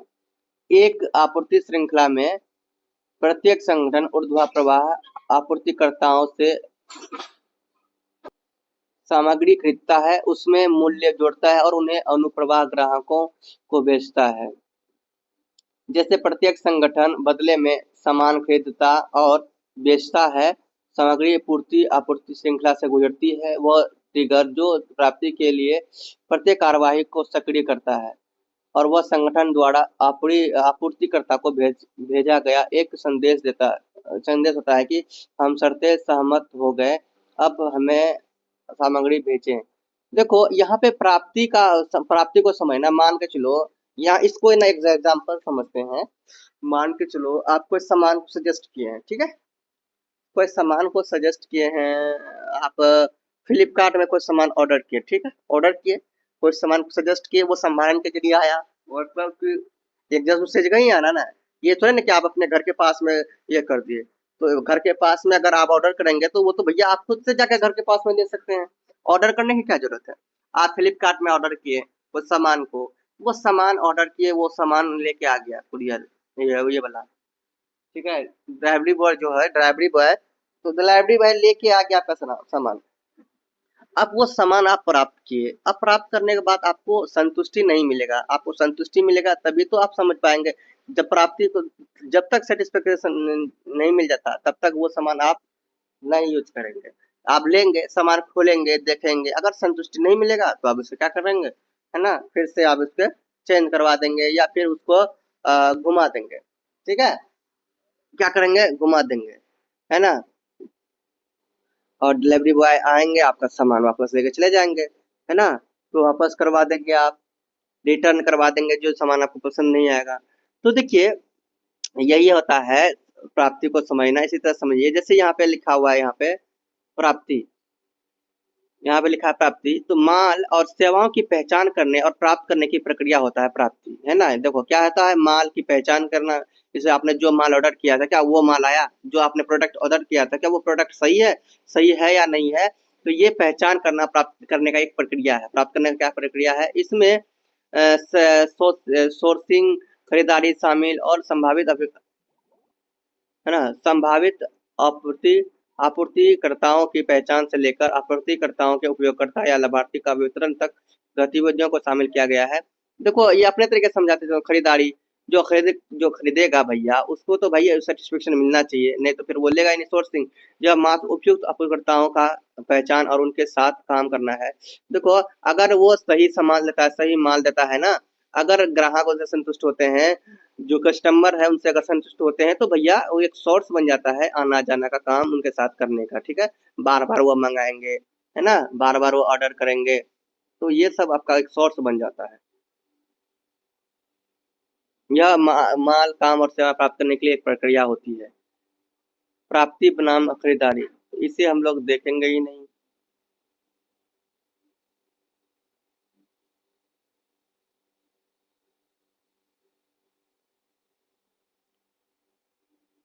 देखो प्राप्ति का जो पद्धति क्या है ये भी देखिए थोड़ा सा। प्राप्ति प्रक्रिया में यह शामिल होता है कि किसी विशिष्ट आवश्यक उत्पाद या सेवाओं की पहचान करना और विभिन्न कदम द्वारा कैसे एक व्यापार नियोजन नए मौजूदा आपूर्तिकर्ताओं को ढूंढता है और आपूर्तिकर्ताओं संबंध बनाता है ना, लागत करने, बचत के उपाय करता है, जोखिम को कम करता है और मुख्य रूप से मूल्य और निवेश पर प्रतिफल पर केंद्रित करता है। देखिए प्राप्ति का जो प्रक्रिया होता है, किसी चीज का प्राप्ति प्रक्रिया क्या होता है, जब भी किसी के साथ आप काम करते हैं, मतलब कोई सामान आप लेते हैं या आप देखो मान लीजिए कोई बिजनेस करते हैं, आप कोई किसी को कोई सामान देंगे, तो उनके और आपके बीच में दोस्ती नहीं होगी तो क्या आप सामान, आपका सामान वो लेगा, नहीं लेगा, है ना। तो आप सेवा अच्छा देंगे, आप उनको प्रेम से देंगे, सही से बात करेंगे, है ना, सही से सेवा देंगे, तो वो खुद वो आपके पास आ जाएंगे। मान लीजिए कोई एक आदमी आया आपके पास, एक ग्राहक आपके पास आया, तो ग्राहक को ऐसे नहीं बनाया जाता है, ये क्या कोई दुकान खोला, ग्राहक आया एकदम चलने लगा, एक अब तुम बहुत बड़ा शॉप खोल लिए हो भैया, आप वहां पर तमीज डिसिप्लिन मेंटेन नहीं कर रहे हो, और बदतमीजी से बात कर रहे हो, कौन सामान लेना है जल्दी बोलो, कौन सामान लेना है, आओ आओ लो जल्दी, ऐसे दुकानदार होते हैं एकदम जबरदस्ती हल्ला करते हैं, है हटो यहाँ से, यहाँ मत लगाओ, भीड़ मत लगाओ, ये नहीं है देखो अगर तुम वहां जाओ रिस्पेक्ट करोगे, जिसको लेने का मन नहीं भी है उसका भी रिस्पेक्ट करोगे, जो नहीं भी लेने के लिए आया है, देखो अब देखो कहीं कोई दुकान जाता है, क्या सभी सामान लेता है, नहीं लेता है ना, सभी सामान लेता है, नहीं लेता है। मान के चलो अब तुम जाओगे मोबाइल खरीदने के लिए, मोबाइल खरीदने के लिए जाओगे, आपका मन रहेगा कि मैं अपने दीदी को ले जाऊंगी, है, दीदी को ले जाऊंगा, भैया को ले जाऊंगा, मामा को ले जाऊंगा, चाचा को ले जाऊंगा साथ में। तो भैया यहाँ पे जो आप सामान खरीदने जा रहे हैं, तो क्या सामान आप अकेले खरीद रहे हैं या फिर आपके साथ कोई और भी जा रहा है, या आपके साथ आपका चाचा, दीदी, भाई, जो भी जिसको लेकर जा रहे हैं, या दोस्त को लेकर जाएंगे, हम चलो हम दोस्त को लेकर जाएंगे, हाँ दो चार ठो दोस्त है, चलो ये दोस्त चलो मेरे साथ में खरीदेंगे, मोबाइल खरीदेंगे, चलो है, वो आएगा पसंद कर देगा। तो भैया अब देखो, अगर दुकानदार कहेगा कि नहीं तुम मोबाइल खरीदने आए हो ना, तुम ही आओ अंदर, नहीं तो भैया मोबाइल नहीं मिलेगा। अगर ऐसा व्यवहार रखेगा, क्या वहां पे कोई आना पसंद करेगा? नहीं आना पसंद करेगा, उसके पास कोई बैठना पसंद नहीं करेगा। अब जब पसंद ही नहीं करेगा तो क्या भैया उनका संपर्क ग्राहक से होगा? नहीं होगा। तो ग्राहक उनको ढूंढेगा? नहीं ढूंढेगा। वो किसी को बोलेगा? जो ग्राहक आया था मोबाइल खरीदने के लिए, जैसे तुम्हारा दोस्त गया था, आप दोस्त के साथ गए थे, क्या आप किसी को बोलेंगे कि वहाँ मोबाइल खरीदे हैं, चलो वहां पे, चलो वहीं पे खरीदना जाना, वो अच्छा दुकान है, ऐसा कहेंगे? नहीं कहेंगे ना। तो यही सिस्टम है भैया, समझ गए क्या? बहुत अच्छा से समझे। अब देखो यहाँ पे लिखा हुआ है प्राप्ति क्या है, प्रारूपिक प्राप्ति प्रक्रिया निम्नलिखित चरणों को शामिल करते हैं, शामिल करते हैं। इनमें से तो बाजार का सर्वेक्षण करना, संभावित आपूर्तिकर्ताओं की पहचान करना, विक्रेताओं की अनुमोदित सूची बनाना, आंतरिक आवश्यकताओं का आकलन करना, खरीद खरीद ऑर्डर बनाना, प्रस्ताव को अनुरोध करना और निविदाताओं का मूल्यांकन करना, सही आपूर्तिकर्ता का चयन और बातचीत करना, है ना, माल प्राप्त और गुणवत्ता का जांच करना, अनुबंधों का विकास और प्रबंधन करना। तो ये सब पॉइंट आप लिख लीजिए ताकि आपको वहां आसानी होगा। ये पॉइंट आप लोग लिख लीजिएगा। तो मैंने आपको जो समझा, मजा आया ना समझ में? अब इस चैप्टर में कुछ नहीं करने वाले हम लोग। चलिए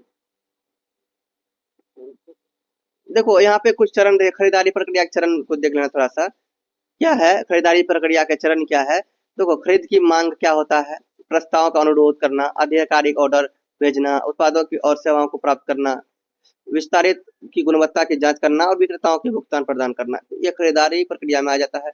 व्यापारी व्यापारी खरीदार, तो इनमें थोक व्यापारी और खुदरा विक्रेता शामिल होते हैं जो पुनर्बिक्री के लिए खरीद करते हैं। औद्योगिक खरीदार, औद्योगिक खरीदार कौन होते हैं? इनमें वे शामिल होते हैं जो कच्चे माल को लेते हैं, पूंजी, उपकरण, रख रखाव, मरम्मत, ऑपरेटिंग। तो भैया औद्योगिक खरीदार वही ना होते हैं जो कच्चे माल को लेते हैं, अपना फैक्ट्रीज, जो फैक्ट्रीज खास करके जो फैक्ट्रीज का निर्माण किए, जो फैक्ट्रीज बनाते हैं, सॉरी फैक्ट्रीज कहते हैं, जो फैक्ट्रीज खोले हैं, तो वो क्या कच्चे माल को लेंगे तभी तो वो रेडी करेंगे, तैयार करेंगे, है ना। तो भैया ये औद्योगिक खरीदार इसमें आ जाते हैं। तो इस चैप्टर में इतना ही रखना था। नेक्स्ट चैप्टर में हम लोग आते हैं। नेक्स्ट चैप्टर हमारा चैप्टर 6, सामग्री और हैंडलिंग और पैकेजिंग। सामग्री, हैंडलिंग और पैकेजिंग। देखिए सामग्री यहाँ पे लिखा हुआ है, सामग्री हैंडलिंग का क्या है महत्व। तो देखते हैं सामग्री हैंडलिंग का क्या महत्व है। सामग्री हैंडलिंग व्यवस्था है, सामग्री हैंडलिंग उपकरण है। देखिए अगर आप एक एक भी पॉइंट यहाँ समझ जाते हैं ना, सारा पॉइंट अपने आप दिमाग में बना सकते हैं। ठीक है, चलिए हम लोग समझते हैं। पहला ही एक ही पॉइंट समझते हैं। क्या समझते हैं? सामग्री हैंडलिंग का महत्व क्या है।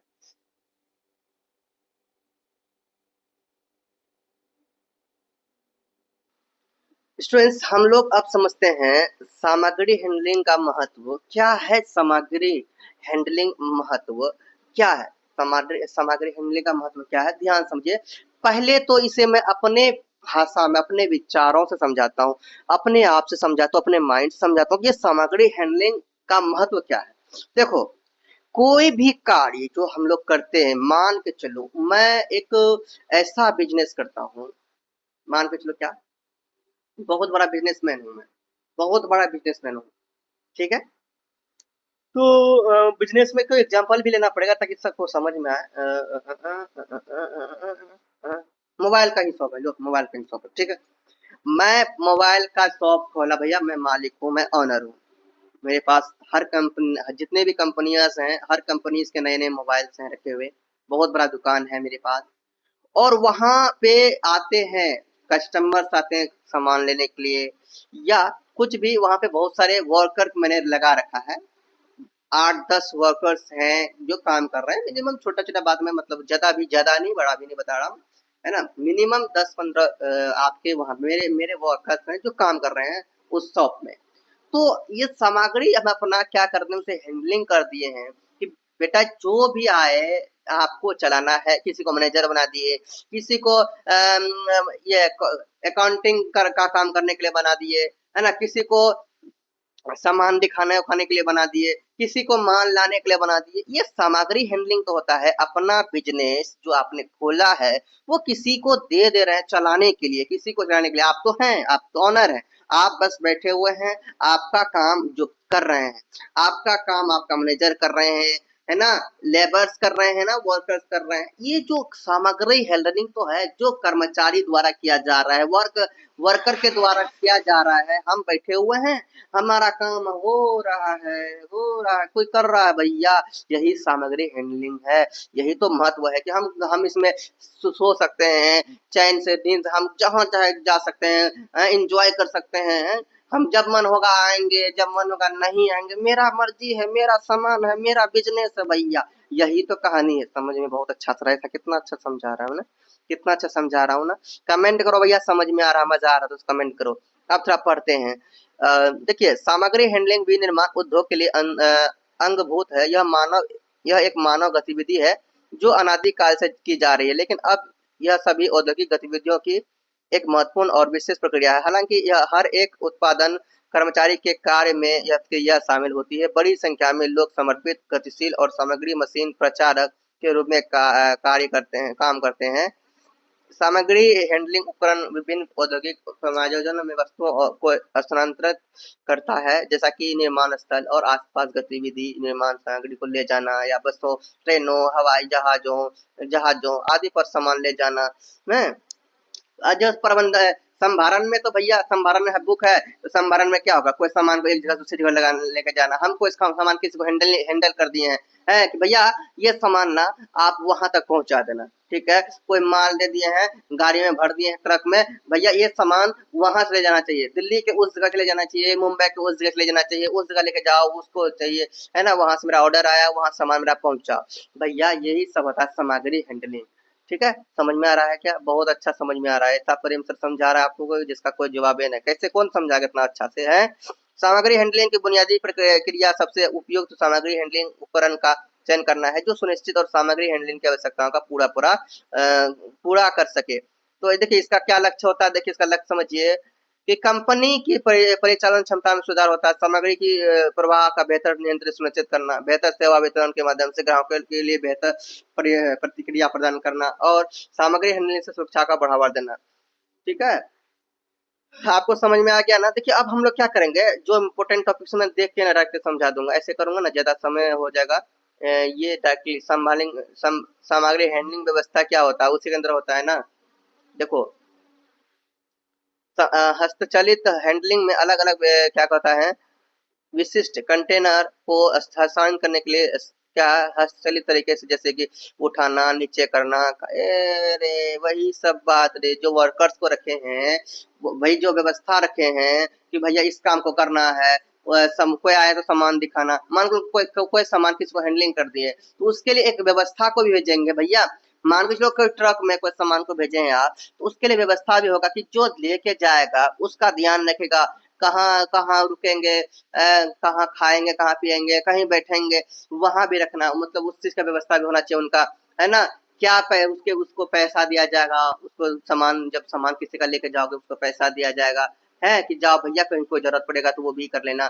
और उस सामग्री हैंडलिंग व्यवस्था में आप देखो, अब जो सामान माल उसमें भरे हैं दूसरी जगह जा रहा है, तो उसको निकालने के लिए भी व्यवस्था होना चाहिए ना कि कैसे निकाला जाए। उसके लिए भी वर्कर्स जाएंगे, उनको निकालेंगे, है ना, उनको जो इस्तेमाल करेंगे उन तक उन्हें पहुंचाएंगे।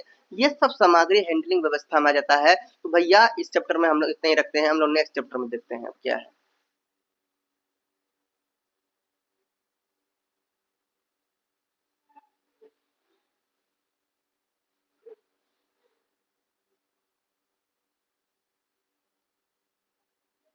स्ट्रेस नेक्स्ट चैप्टर जाने से पहले इसमें एक पॉइंट और हमारा रह रहा है पैकेजिंग का। ठीक है, तो पैकेजिंग परिप्रेक्ष्य क्या है भैया? आप यहाँ पे थोड़ा सा एक बार रीड कर लो। पैकेजिंग उत्पादों या सामग्री का वितरण, भंडारण, बिक्री और उपयोग के लिए संगलित सुरक्षित रखने का कला, विज्ञान और प्रौद्योगिकी का है। पैकेजिंग आमतौर पर उपभोक्ता की और विपणन केंद्रित होकर औद्योगिक उद्देश्यों के लिए संभालन केंद्र परिप्रेक्ष्य में। देखो मैं आपको बताता हूँ अपने तरीके से। मान के चलो कोई भी सामान का पैकेजिंग किया जाता है। हम इसका एग्जांपल अपने तरीके से देते हैं। मान के चलो आप फ्लिपकार्ट में कोई सामान ऑर्डर किए, अगर वो बिना पैकेजिंग का आता है, कुछ भी ऐसे उठाया जाता है, उसमें कोई पैकेज नहीं, उसमें ना नंबर लिखा हो, उसमें किसी का मतलब ये जो खरीदे हैं सामान उसका नाम भी लिखा ना हो, उसमें कोई प्राइस ना लिखा हो, क्या प्राइस क्या मूल्य है, ये सब ना लिखा हो, ना कोई लोगो हो कि भाई ये फ्लिपकार्ट से आया है, तो ये प्री पैकेजिंग का क्या मतलब हो जाएगा? पैकेजिंग वही होता है जो सामान किसी को अगर भेजा जाए उसको सही तरीके से क्या किया जाए, पैकेजिंग किया जाए, उसमें सब चीज लगाया जाए, नाम नंबर है, क्या कहते हैं, हर डिटेल्स हो, कंपनी का डिटेल्स हो, जहां से सामान आया है, जिसके पास जा रहा है उसका डिटेल्स हो, है ना, ये सब चीज वहां पे सेट करके तब किसी को भेजा जाता है। तो यही पैकेजिंग में आता है। इसके रिलेटेड कुछ भी आपको आ जाए ना, अपना दिमाग को लगाइएगा, लिख दीजिएगा भैया। चलिए अब नेक्स्ट चैप्टर में जाते हैं। देखो थोड़ा सा पैकेजिंग का कार्य भी देख लो, अगर थोड़ा सा समझना है और भी पैकेजिंग का कार्य भी देख लो। देखो कितना अच्छा है, खरीदारों को पैकेजिंग करने से खरीदारों का ध्यान आकर्षित होता है। पैकेजिंग के अंदर सामान सुरक्षित रहता है, सामग्री का विवरण प्रदान करता है। पैकेजिंग के अंदर सामान के फायदे होते हैं, वारंटी वारंटी ये सब होता है, अहमियत होता है, कीमत होता है। पैकेजिंग करने से भैया आकर्षित होता है, कोई भी चीज अच्छा दिखता है भैया, मजा आ रहा है, समझ रहा, अपने दिमाग से लिख देना, लिख देना, कुछ भी नहीं, लिख देना, मजा आ रहा है ना। जैसे मैंने आपको समझाया है, अब ये बताओ जितना भी पेज लिखने के लिए कहा जाएगा ना, लिख सकते हो, तरीका समझ में आ जाएगा ना। देखो पहले हमने जो समझाया संभारण, तो तभी तो समझ में आ रहा है सब चीज, ये सभी संभारण के अंतर्गत में ही आते हैं। ठीक है, चलो आप लोग नेक्स्ट चैप्टर में जाते हैं। अब देखिए नेक्स्ट चैप्टर है आपका परिवहन, भांडागारन और भंडारण। ठीक है, तो परिवहन के प्रकार, परिवहन कार्य क्या है, भंडागारन और भंडारण क्या है, ये हम लोग समझते हैं। चलिए परिवहन के प्रकार को देखते हैं कि परिवहन के कौन कौन से प्रकार हैं। देखिए परिवहन के जो प्रकार है, तो भैया परिवहन में सबसे अहम भूमिका निभाता है। देखो सड़क परिवहन, परिवहन के 5 प्रकार यहाँ साफ साफ दे दिया, और कुछ भी दिमाग लगाने की जरूरत नहीं है। कौन है परिवहन के प्रकार में से, सड़क, रेल, वायु, जल, पाइपलाइन, जिनके निर्माण, जिनके नीचे वर्णन किया गया है। देखो परिवहन के प्रकार में सबसे पहला हम लोग मानते हैं ट्रक को। ठीक है, ट्रक से बहुत सामान माल लोड होता है, एक जगह से दूसरी जगह जाता है, बहुत सारे, है ना। तो पहला भैया परिवहन में ट्रक आ जाता है, तो ट्रक के बारे में आप लोग लिखिएगा। दूसरा आपका यहाँ पे रेल आता है परिवहन में, खास करके संभारण में, संभारण में भैया ट्रक का योगदान बहुत ज्यादा है। ट्रक है, रेल है, शिपिंग है, यानी कि जलमार्ग द्वारा परिवहन होता है यहाँ पे संभारण में। वायु द्वारा भी होता है, एरोप्लेन से, हेलीकॉप्टर से भी होता है। तो ये सब चीजों से, हेलीकॉप्टर से भैया कोई खास चीज को लेकर जाया जाता है। पाइपलाइन से भी होता है, इंटरमोडल से होता है, ये सब मार्ग है, तो मतलब पाइपलाइन के द्वारा जाया जाता है कोई सामान को, इंटरमोडल के द्वारा। तो भैया ये सब आप लोग पढ़ लीजिए। परिवहन कार्य क्या है, अब इसमें देखिए परिवहन समझ में आ गया है ना, तो भैया सब समझ में आ जाएगा। हम लोग इसमें और कुछ नहीं देखते हैं। अब ये देखेंगे, ये देखना जरूरी है, भंडारण और भंडारण क्या है, भंडारण और भंडारण क्या है। लोग यहाँ पे समझते हैं ये कि सबसे पहले भंडारण और भंडारण में, भंडारण को समझते हैं कि ये भंडारण क्या है। तो ये भैया ये भंडारण तो सुने होंगे, है ना, भंडारण तो सुने होंगे, बहुत सारे ऐसे स्टूडेंट्स हैं जो भंडारण नहीं सुने हैं। भंडारण क्या होता है, तो भंडारण और भंडारण दोनों मिलता जुलता ही है, समझो भाई है। ठीक है, ये छोटा भाई है भंडारण, और भंडारण बड़ा भाई है। तो भंडारण का और भंडारण का दोनों का काम क्या होता है, कोई भी ऐसा सामान जो सुरक्षित रखा जाए, सुरक्षित रखा जाए, एक व्यवस्थित तरीके से रखा जाए, सही तरीके से रखा जाए। देखो मान के चलो आप, एक बुक स्टोर है आपका, ठीक है, बुक स्टोर में क्या करते हैं, अपने बुक शॉप में क्या करते हैं, सामान को एक सही जगह में क्या करते हैं, रखते हैं, है ना, एकदम एकत्रित करके, है ना, सुव्यवस्थित करते, अच्छा से एकदम सजा सजा के एकदम रखते हैं कि देखने में अच्छा है, कोई ग्राहक आए, कस्टमर आए ना, देख कर उसे खुश हो जाए। ठीक है, देख कर कि हाँ ये बात कितना अच्छा सिस्टम है, कितना अच्छा दुकान है। तो दुकान में जैसे हम लोग सेट करते हैं एकदम अच्छे तरीके से सेट करके कि कहीं कोई सामान हमको कभी भी लेना पड़े उसे वहां से निकाल लें, ऐसे सेट करके रखते हैं, हमको समझ में आता कि ये सामान यहाँ है, वो सामान वहाँ, वो सामान है। तो यही होता है भंडारण। लेकिन भंडारण जो होता है ये भी होता है सुरक्षित रखना, किसी एक जगह में कोई एक जगह में अच्छा से रख देना। तो देखिए भंडारण मतलब होता है कि कोई ऐसा सामान को ऐसी जगह में स्टोर करके रखना जहां लंबे समय तक सुरक्षित रहे, कभी भी आने वाला समय में 1 साल, 5 साल, 6 महीना, 2 महीना में कभी भी हमें जरूरत पड़े तो हमें कोई परेशानी ना हो, हम आराम से ले पाए, वो संरक्षण रहे, पूरे सालों भर रहे तो कोई दिक्कत नहीं, 5 साल भी रहे, 3 साल, 2 साल भी रहे तो कोई नुकसान ना पहुंचे, ऐसे सुरक्षित रखा जाए।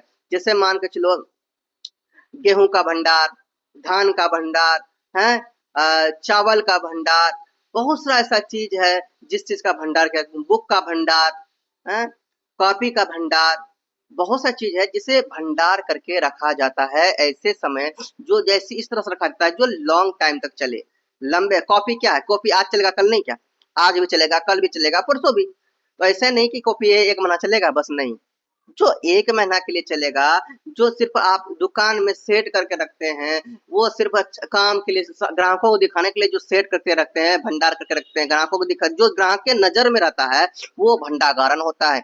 जो हम लोग सुरक्षित रखते हैं, कैसे कोई ऐसा जगह में जहाँ ग्राहक आते जाते नहीं है, है ना, वहां पे हम लोग क्या करते हैं, जहाँ खोलते नहीं देखते नहीं है, वो भंडारण होता है। समझ आ गया, भंडागारन क्या है और भंडारण दोनों समझ में आ गया। अब थोड़ा सा पर ये इसमें समझिए, वितरण केंद्र के बारे में बताना चाह रहा है। यहाँ पे देखिए, भंडागारन और वितरण केंद्र में भिन्नताएं क्या है। देखो, हम अपने तरीके से बताते हैं। देखो, भंडागार आपने समझा ना, भंडागार क्या है कि किसी चीज को एक सही जगह में स्टोर करके सही तरीके से रखा जाए। कोई दुकान है तो दुकान में सही तरीके से माल को भरा जाए, सही तरीके से रखा जाए, देखने में अच्छा लगे, है ना। तो यहाँ पे वितरण क्या है कि जब सामान को सही तरीके से रखा जाएगा, वो तो देखो, भंडागार में क्या होगा, किसी चीज को सही तरीके से रखा जाता है, लेकिन वितरण में क्या होता है, किसी चीज को दिया जाता है, किसी चीज को बेचा जाता है। समझा क्या, यही वितरण होता है भंडार। भैया क्या हलवा हलवा, कुछ नहीं, अपने तरीके से मैं समझा रहा हूँ। भंडागारन के घटक वही सब है, भंडारण के घटक। यहाँ देखो क्या है, अलमारियां और रैक व्यवस्था जो भंडार की अधिकतम क्षमता और आसान उत्पादकता का पहुंचा। देखो, कोई रैक बनाता है ना, रैक में सामान को सही से व्यवस्थित करता है कि नहीं भैया, मजा आ रहा है, मैंने जो बताया वही तो है, और क्या है। उत्पाद संग्रह के लिए जलवायु नियंत्रण प्रणाली, विशेष रूप से भंडारगार में उत्पादों को एक जगह से दूसरी जगह रखने के लिए उपकरण, मांग को पूरा करने के लिए माल की पूर्ति, माल उठाने वाले लोग, उत्पाद जैसे भंडागार में उठा कर रखे। तो भैया भंडागार में बहुत सारे लोग रहते हैं ना, काम उम करते हैं वहाँ पे। जैसे कि आपका दुकान है तो दुकान में और भी कोई नौकर चाकर रखे होंगे ना, हैं, सर्वेंट्स रहते हैं, वर्कर को रखते हैं। तो वही भंडागार को क्या करते हैं, व्यवस्थित करते हैं, भंडागार को अच्छे तरीके से रखते हैं। भंडागारों द्वारा दिए भंडागारों द्वारा किए जाने वाला कार्य क्या है भैया, प्राप्ति, श्रेणीकरण, ये गार द्वारा किया गया कार्य है। विभाजन, भंडारण, तो भंडारगार द्वारा भंडारण भी किया जाता है भैया, क्योंकि भंडारगार के द्वारा भंडारण इसलिए किया जाता है, भंडारगार का काम तो सुव्यवस्थित करना होता है, अच्छे तरह से रखना होता है, बट इसी चीज को कहीं एक जगह स्टोर भी तो रखना पड़ता है, वही भंडारण है ना। अब देखो यहाँ पे भंडारण को अलग तरीके से भी, यहाँ भंडारण को अलग तरीके से भी बताया गया है, कोई दिक्कत नहीं है। स्टूडेंट्स देखिए, ये सब ना आप अपने माइंड से भी सेट करके लिख सकते हैं, कोई भी क्वेश्चन इससे भंडारगार और भंडारण से कोई क्वेश्चन आएगा ना, तो आप लोग अपने तरीके से जरूर लिखिएगा, क्योंकि मैंने ऐसे समझा दिया है भंडारगार और भंडारण को कि आपको कोई जरूरत यहाँ पर नहीं होने वाला है, कोई प्रॉब्लम होने वाला नहीं है। चलिए हम लोग यहाँ से डायरेक्ट नेक्स्ट चैप्टर में जाते हैं। स्टूडेंट्स नेक्स्ट चैप्टर हमारा देखिए, चैप्टर 8 है सूचना की निगरानी। तो भैया सूचना की निगरानी क्या है, सबसे पहले हम लोग समझेंगे कि संभारण सूचना क्या है, फिर संभारण सूचना प्रवाह समझेंगे, ये दो खास करके समझना ही है। संभारण सूचना अगर समझ में आएगा तो सब समझ में आने लगेगा।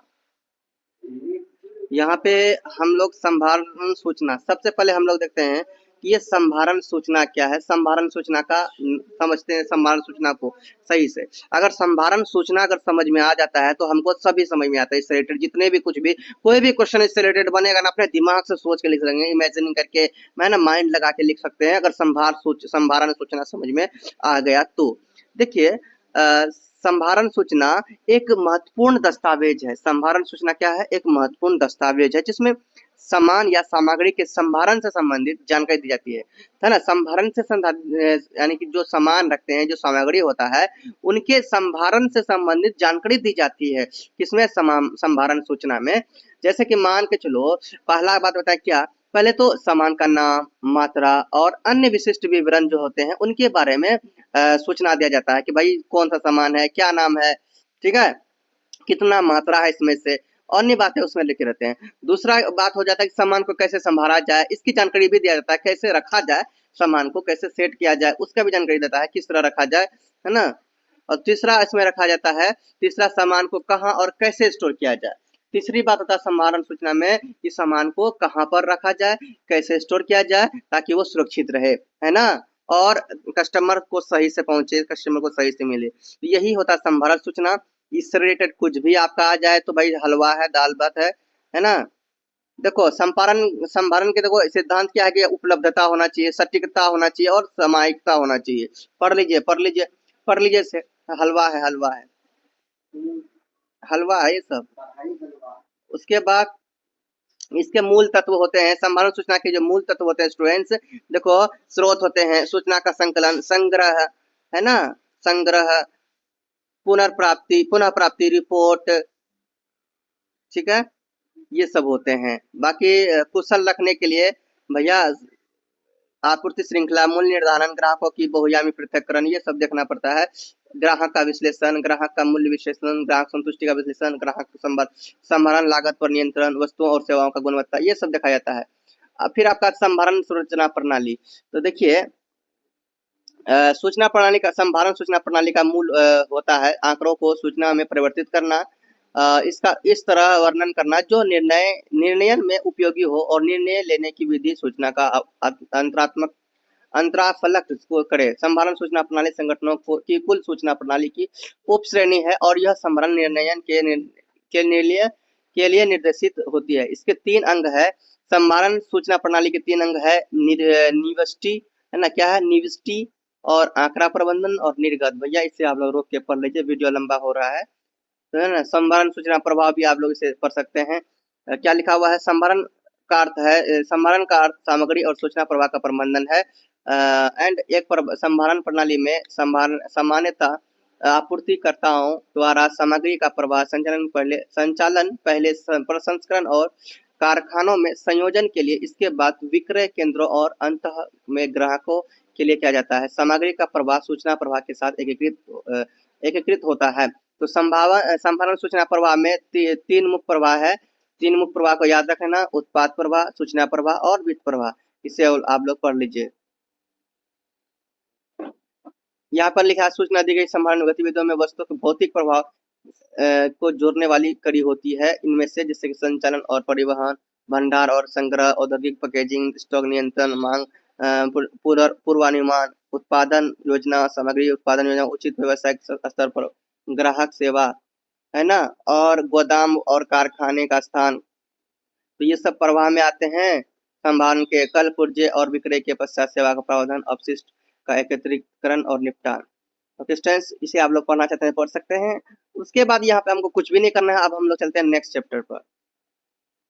स्टूडेंट्स अभी कुछ समय पहले भी ये देखने को मिला था हमको, संभारण सूचना प्रणाली, ऊपर में आप लोग देखेंगे तो संभारण सूचना प्रणाली देखने को मिलेगा, है ना।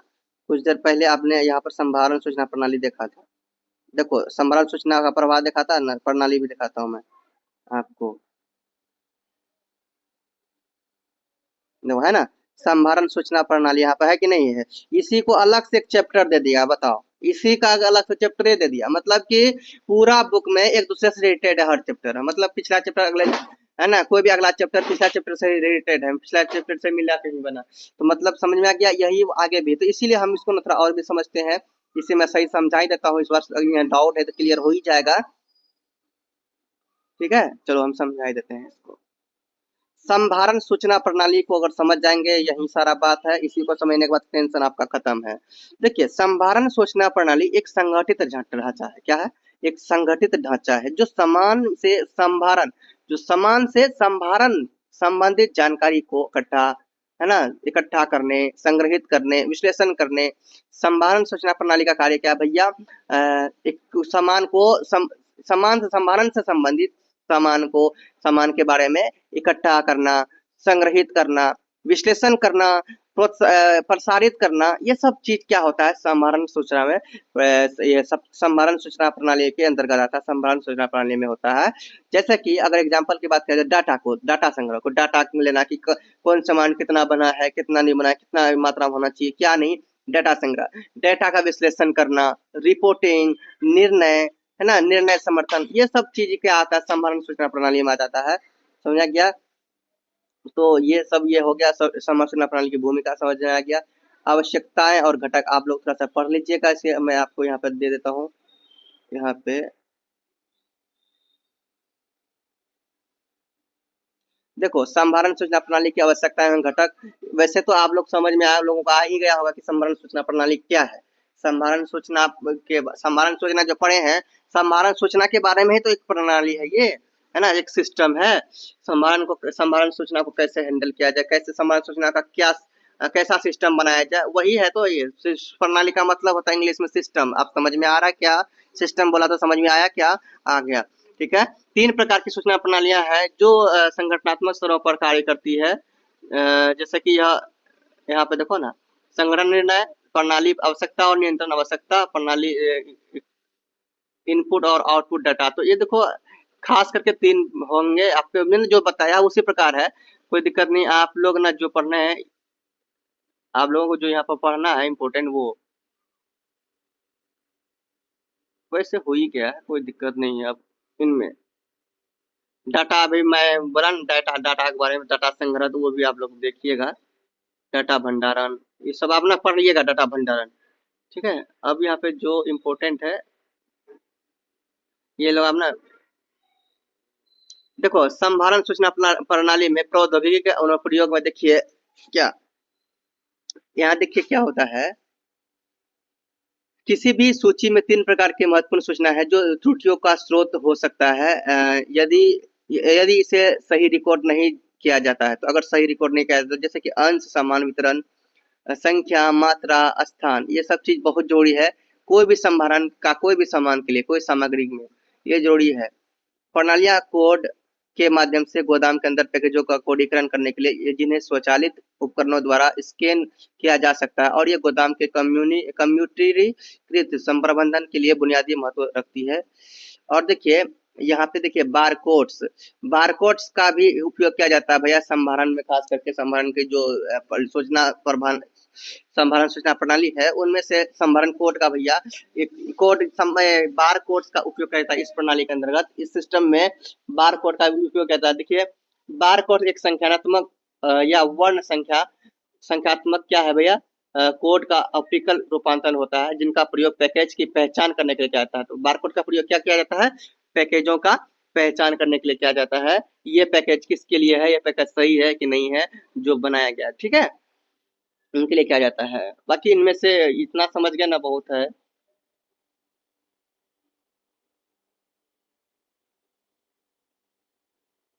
और इसमें से ऑप्टिकल स्कैनर भी होते हैं, लेजर स्कैनर भी होते हैं, इस तरह के होते हैं। अब देखो यहाँ पे क्या है, रेडिया फ्रीक्वेंसी आइडेंटिफिकेशन क्या है भैया, है ना।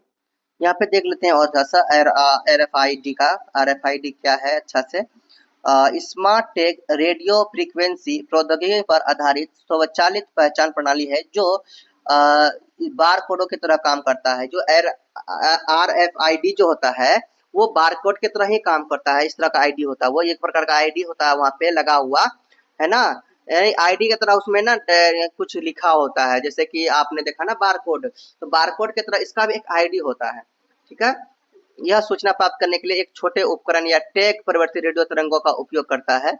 यह स्कैनर द्वारा उत्पन्न एक विद्युत चुंबकीय क्षेत्र के माध्यम से सक्रिय होता है। ये स्कैनर द्वारा ही सक्रिय होता है। ठीक है। RFID जो होता है वो स्कैनर के द्वारा ही क्या होता है, देखिए देखते हो ना आजकल फोन पे यूज करते हैं, गूगल पे यूज करते हैं, वहाँ एक इसी प्रकार आता है ना। वहाँ पे जो कहता है ना कि आपका अपना कोड दिखाओ, है, आपका अपना स्कैनर दिखाओ, है, मैं स्कैन करूंगा तब पैसा भेजूंगा। तो उसमें जो लगा रहता है भाई RFID का तो हिस्सा लगा रहता है, RFID तो लगा रहता है ना, सक्रिय होता है, जो कि टैग के साथ सूचना के आदान प्रदान के लिए उपयोग किए जाने वाला इलेक्ट्रॉनिक उपकरण होता है। स्कैनर पोर्टेबल किया जा सकता है। स्कैनर जो है कि, तो बस इसका हम लोग अलग से नाम रख सकते हैं, स्कैनर भी रख सकते हैं नाम, ठीक है। समझ में आ ही रहा है ना ये क्या है। एंड ऑपरेटरों द्वारा उपयोग किया जा सकता है, वाहनों पर एक एंटीना के साथ एकीकृत स्थापित किया जा सकता है ना। यह टैग आमतौर पर मुद्रित बारकोड की तुलना में अधिक महंगे होते हैं, लेकिन उनके व्यापक अनुक्रमों को बढ़ावा देने के लिए इनकी कीमतें तेजी से कम हो रही है। इसलिए प्रमुख खुदरा विक्रेता सूचना एकत्रित करने की पद्धति का उपयोग कर रहे हैं। देखिए आप क्या लिखा हुआ है यहाँ पे, RFID टैग सक्रिय या निष्क्रिय हो सकता है। तो निष्क्रिय टैग और अधिक ये देखो, ये आप लोग ना पढ़ लीजिए, मैंने आप RFID बता दिया ना, ये आप लोग पढ़ना चाहते हैं पढ़ लीजिए। क्यूआर कोड, देखो क्यूआर कोड देखिए इसी में आता, आरएफआईडी में ही आता क्यूआर कोड, देख लो आया ना क्यूआर कोड, पता ना आप अपना क्यूआर कोड दीजिए हमको, तो क्यूआर कोड इसी के अंदर में, इसी के अंतर्गत आ जाता है, आरएफआईडी के अंतर्गत, उसी से तो बनते हैं मेरे मानो के, ठीक है। इसको भी पढ़ लीजिए क्यूआर कोड क्या है। क्यूआर कोड या कोड एक मैट्रिक्स या दो आयामी बारकोड है जिसमें से ऑप्टिकल लेबल होता है और इस लेबल को मशीन द्वारा ही पढ़ा जा सकता है। इसमें उस इसमें उस वस्तु के बारे में जानकारी होती है जिससे वह जुड़ा होता है। इसमें सफेद पृष्ठभूमि पर एक वर्ग ग्रिड में काले वर्ग व्यवस्थित होते हैं जो एक लोकेटर पहचानकर्ता या ट्रैकर के लिए डाटा होता है जो वेबसाइट या एप्लीकेशन को इंगित करता है। एक क्यूआर कोड कुशलतापूर्वक डाटा स्टोर करने के लिए 4 मानकीकृत कोडिंग मोड्स का उपयोग करता है, यानी कि संख्यात्मक और संख्यात्मक। देखो अभी जो आरएफआईडी के अंदर आता है, मैंने जो बताया आपको कि इसमें गूगल पे फोन पे में रहता है, तो गूगल पे फोन पे में आपको डायरेक्टली कोड दिया जाता है ना, बार कोड दिया जाता है, क्या जाता है बार कोड दिया जाता है, लेकिन ये नियंत्रित होता है किससे, आरएफआईडी से। आरएफआईडी का तो ये पार्ट है यहाँ पे। अब यहाँ पे देखिए पहला इसमें आता है फास्टैग, इसे भी पढ़ लीजिएगा, फास्टैग को पढ़ लीजिएगा, है ना। इसे ना आप लोग रोक के थोड़ा सा पढ़िए, ज्यादा इतना ही पढ़िए ना, इतना ही पढ़िए ना, कोई दिक्कत नहीं, इतना ही पढ़िए, रोक के। हो गया, अब ये चैप्टर खत्म भैया, ये चैप्टर यही खत्म। चलो अब नेक्स्ट चैप्टर देखते हैं। यहाँ पे ये आपका भैया ये जो कि कोड भी खत्म, चैप्टर भी खत्म, कोड भी खत्म। चलिए हम नेक्स्ट कोड के जाते हैं, नेक्स्ट कोड पे। देखिए स्टूडेंट्स आपका नेक्स्ट चैप्टर है ग्राहक संतुष्टि, इकाई 10, चैप्टर 10 है आपका ग्राहक संतुष्टि।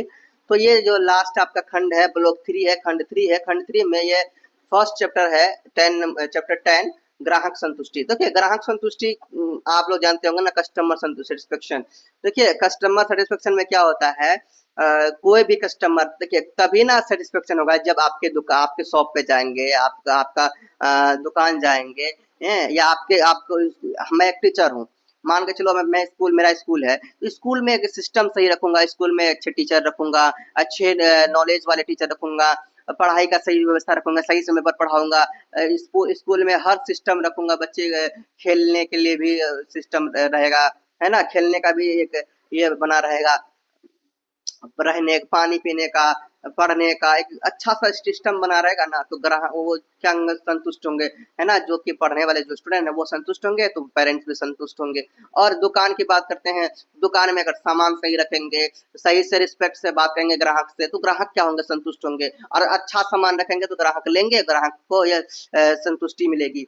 तो भैया ग्राहक केंद्रित होता है इससे, ग्राहक सेवा, आप तो ग्राहक का अच्छा से सेवा करेंगे तभी तो हम ग्राहक संतुष्ट होगा, ग्राहक संतुष्टि होंगे तभी तो सामान बिकेगा, ग्राहक की सफलता, ग्राहक अगर सफल होंगे तभी आपका बिजनेस सफल होगा। तो यही सब ये बातें अपने तरीके से लिख देना, कोई दिक्कत नहीं है, क्या क्यों कटेगा, अपने तरीके से लिखना एग्जाम में, कोई दिक्कत नहीं। जाते हम लोग चैप्टर अब लोग 11 में जाते हैं। इसमें से अब ये क्या, ये कहानी आप लोग पढ़ने जाएंगे, मैंने आपको बता दिया जो इम्पोर्टेंट था इसमें से।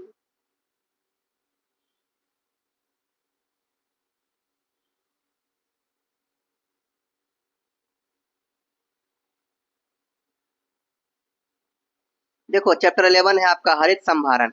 तो हरित संभारण के बारे में मैंने आपको बता दिया कि ये पर्यावरण से रिलेटेड होता है, इसमें पर्यावरण को ध्यान में दिया जाता है। हरित संभारण में ऐसे मतलब कि संभारण होते हैं जब कोई भी समाज, जैसे कोई भी लेन देन हो, कुछ भी हो, कोई भी बिजनेस अगर खोलना हो, उसमें से कोई पर्यावरणीय नुकसान नहीं होना चाहिए, जिसमें से कोई मानव जाति का, कोई भी जीव जंतु का कोई भी कष्ट ना हो, जीव जंतु को ध्यान में रखकर, जीव जंतुओं का मतलब भविष्य को देखते हुए, हर किसी को, हर प्राणी को देखते हुए ये संवरण किया जाना चाहिए, ताकि ये हरित संवरण, हरित संवरण के रूप में कार्य हो, है नहीं। हरित संवरण में पर्यावरण को अपने ध्यान में रखते हुए, यानी पर जितने भी पर्यावरण से प्रकृति के चीजों के, प्रकृति चीजों हो गए, प्रकृति के जितने भी चीजें हैं प्राकृतिक के, सबको ध्यान में रख के बिजनेस किया जाता है, कार्य किया जाता है, वही हरित संवरण में आता है। और देखो इससे कोई भी क्वेश्चन आएगा भैया आप समझ लीजिएगा थोड़ा सा, इसमें वही सब बातें हैं, वही सब बातें हैं। देखिए इस रिलेटेड मैंने क्वेश्चन आंसर भी आपके बुक में करवा दिया है, मोस्ट मैंने क्वेश्चन में, मैं डिस्क्रिप्शन में भी लिंक दे दूंगा, ये क्वेश्चन आंसर आप लोग जरूर देखिएगा, ठीक है। चलिए ये चैप्टर भी खत्म, इसमें से यही कहानियां होंगे और कुछ नहीं, कुछ भी नहीं, यही कहानियां दोहराएंगे। हम नेक्स्ट चैप्टर को देखते हैं, चैप्टर 12।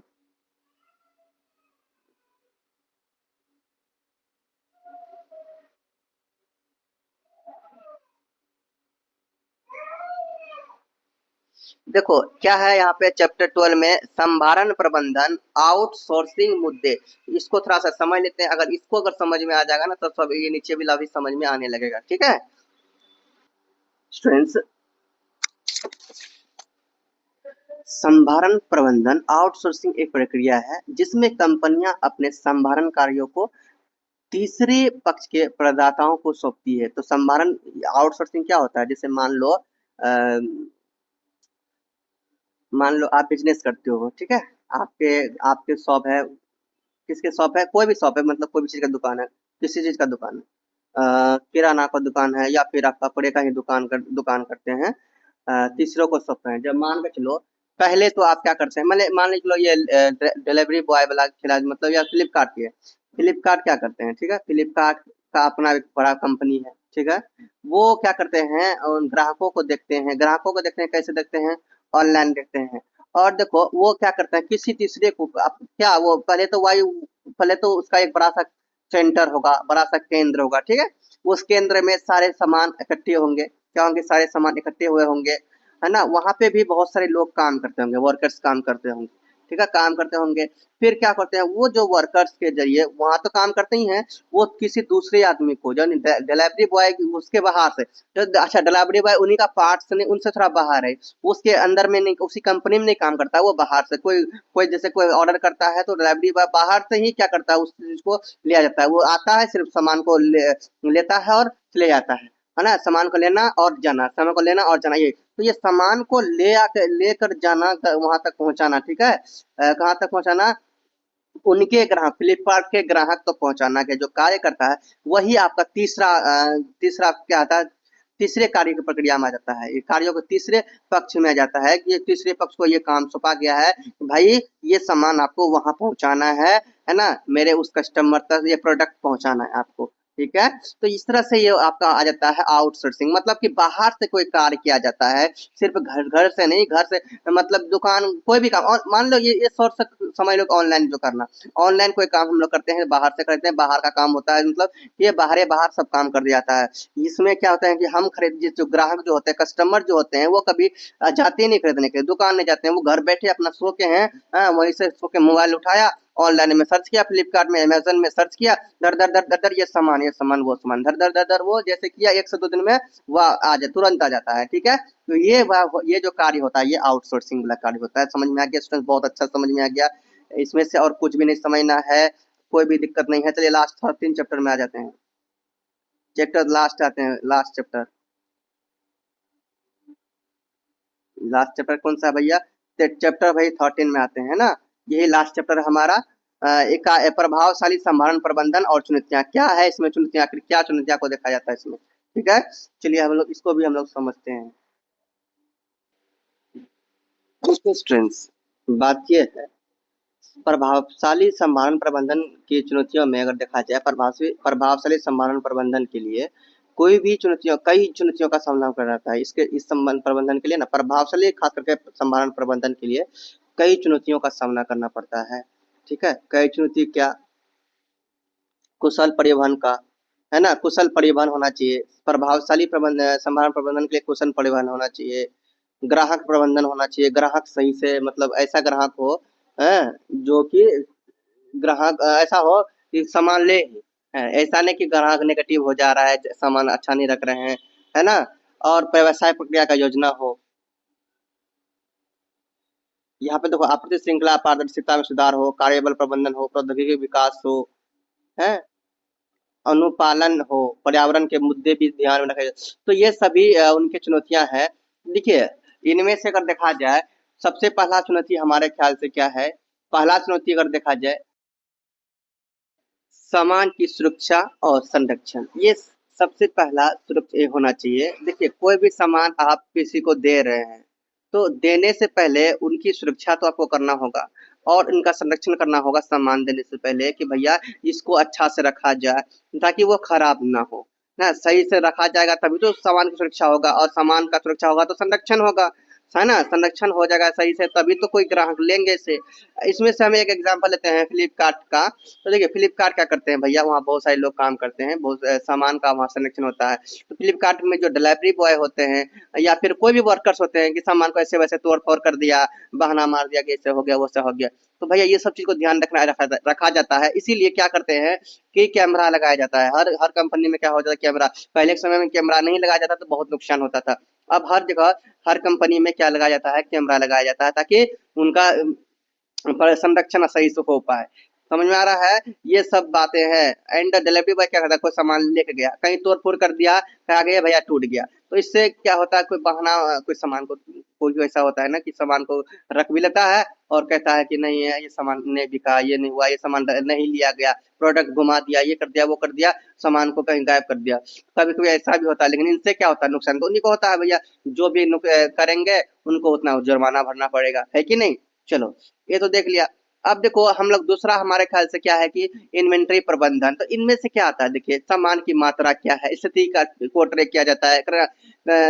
ये सब एक चुनौती होता है। जैसे मान के चलो कि कोई प्रोडक्ट अगर कोई ऑनलाइन खरीद रहे हैं तो वहाँ पे आप लोग देखेंगे ना कि मेरा क्या प्राइस है प्रोडक्ट का, है ना, इनकी क्या मात्रा, कितना प्रोडक्ट आ रहा है और कब आएगा नहीं आएगा। तो कब आएगा नहीं आएगा तो एक ट्रैक के जरिए से पता चलता है कि नहीं, समझे। उसके बाद लागत नियंत्रण। तो भैया आप कोई भी सामान को देंगे, कोई भी सामान को ग्राहक को देंगे, तो भैया अब उच्च हाई लेवल का मतलब हाई लागत रखेंगे, हाई कॉस्ट रखेंगे, है ना, खर्च अधिक होगा उसमें से। तो हाई कॉस्ट रखेंगे तो कोई और आम आम इंसान तो नहीं ले पाएंगे, लेंगे वही जिसके पास करोड़ों, जो अमीर है भैया, जिसके पास बहुत ही पैसा है, बहुत कमाता है, वही ले पाएंगे, आम जनता तो नहीं ले पाएगा ना। तो ये लागत और नियंत्रण को भी भैया इसमें से ध्यान में रखा जाए, ताकि वो प्रभावशाली संभरण प्रबंधन को सही से संभाल पाए। ठीक है, इनकी चुनौतियों को संभाल पाए। अगर ज्यादा दाम रहेगा तो लेगा ही नहीं, कम दाम रहेगा अगर सही सामान नहीं देगा, वो भी चुनौतियां है इसके सामने। ठीक है, ग्राहक संतुष्ट नहीं होंगे। एंड कम दाम रहेगा और सही सामान रहेगा तो ग्राहक संतुष्ट होंगे। ये भी एक चुनौती है, ये सब भी देखना पड़ता है। प्रौद्योगिकी का उपयोग। देखो कभी कभी क्या होता है, नया नया कंपनी अगर कोई खोलता है तो नया नया कंपनी जल्दी चलता नहीं है, उसमें से समय लगता है, अच्छे वर्कर्स काम करते हैं, है ना, अच्छा सामान बनता है, तो इनमें से थोड़ा समय लगा जाता है और वहाँ पे नए नए लोग जल्दी से आते हैं, इनमें से भी क्या हो जाता है, थोड़ा समय लग जाता है। ये सब भी चीज को देखना पड़ जाता है। ओके। फिर आपका आता है कर्मचारी प्रशिक्षण। देखिए आपका जो भी कंपनी है, जो भी कंपनी आप बनाए हैं, उनमें से अगर कर्मचारी को नहीं सिखाते हैं कैसे काम करना चाहिए, आप डायरेक्ट कोई ज्वाइनिंग लिया, उसको पता ही नहीं भाई क्या करना है, इस कंपनी में नहीं करना है, तो वहाँ नुकसान हो जाता है भैया। यहाँ पे भैया मालिक को बहुत नुकसान होता है, बहुत नुकसान होता है ऑनर को, है कि नहीं। कर्मचारी जैसे तैसे काम कर देंगे आके। अब कर्मचारी प्रशिक्षण तो होना जरूरी है, ट्रेनिंग होना चाहिए, हाँ इस कंपनी में ऐसा काम होता है, ऐसे किया जाना चाहिए, ये कराया जाना चाहिए, वो कराया जाना चाहिए। कोई कंपनी है ना, कहीं भी किसी को रखोगे तो उसको बताना पड़ता है ना कि ये करना चाहिए वो करना चाहिए। ठीक है, तो ये सभी आपके इम्पोर्टेंट पॉइंट्स है प्रभावशाली संभारण प्रबंधन के। स्टूडेंट्स यही चुनौतियां हैं उनके सामने। अगर आप लोगों ने सही सुना तो समझ में आया होगा। तो इस तरह से आपका पूरा चैप्टर मैंने कंप्लीट कर दिया, हर चैप्टर को मैंने समझाया भैया बहुत अच्छा से। आप लोग दिल से बोलो आपको कैसा लगा। अगर अच्छा लगा तो प्लीज भैया आप लोग देखिए जो भी हो चैनल में जुड़े हुए, प्लीज इसे शेयर कीजिए और चैनल को सब्सक्राइब कीजिए। इतना मैं आप लोगों की सपोर्ट कर रहा हूँ, प्लीज यार इतना तो कर ही सकते हो मेरे लिए ना।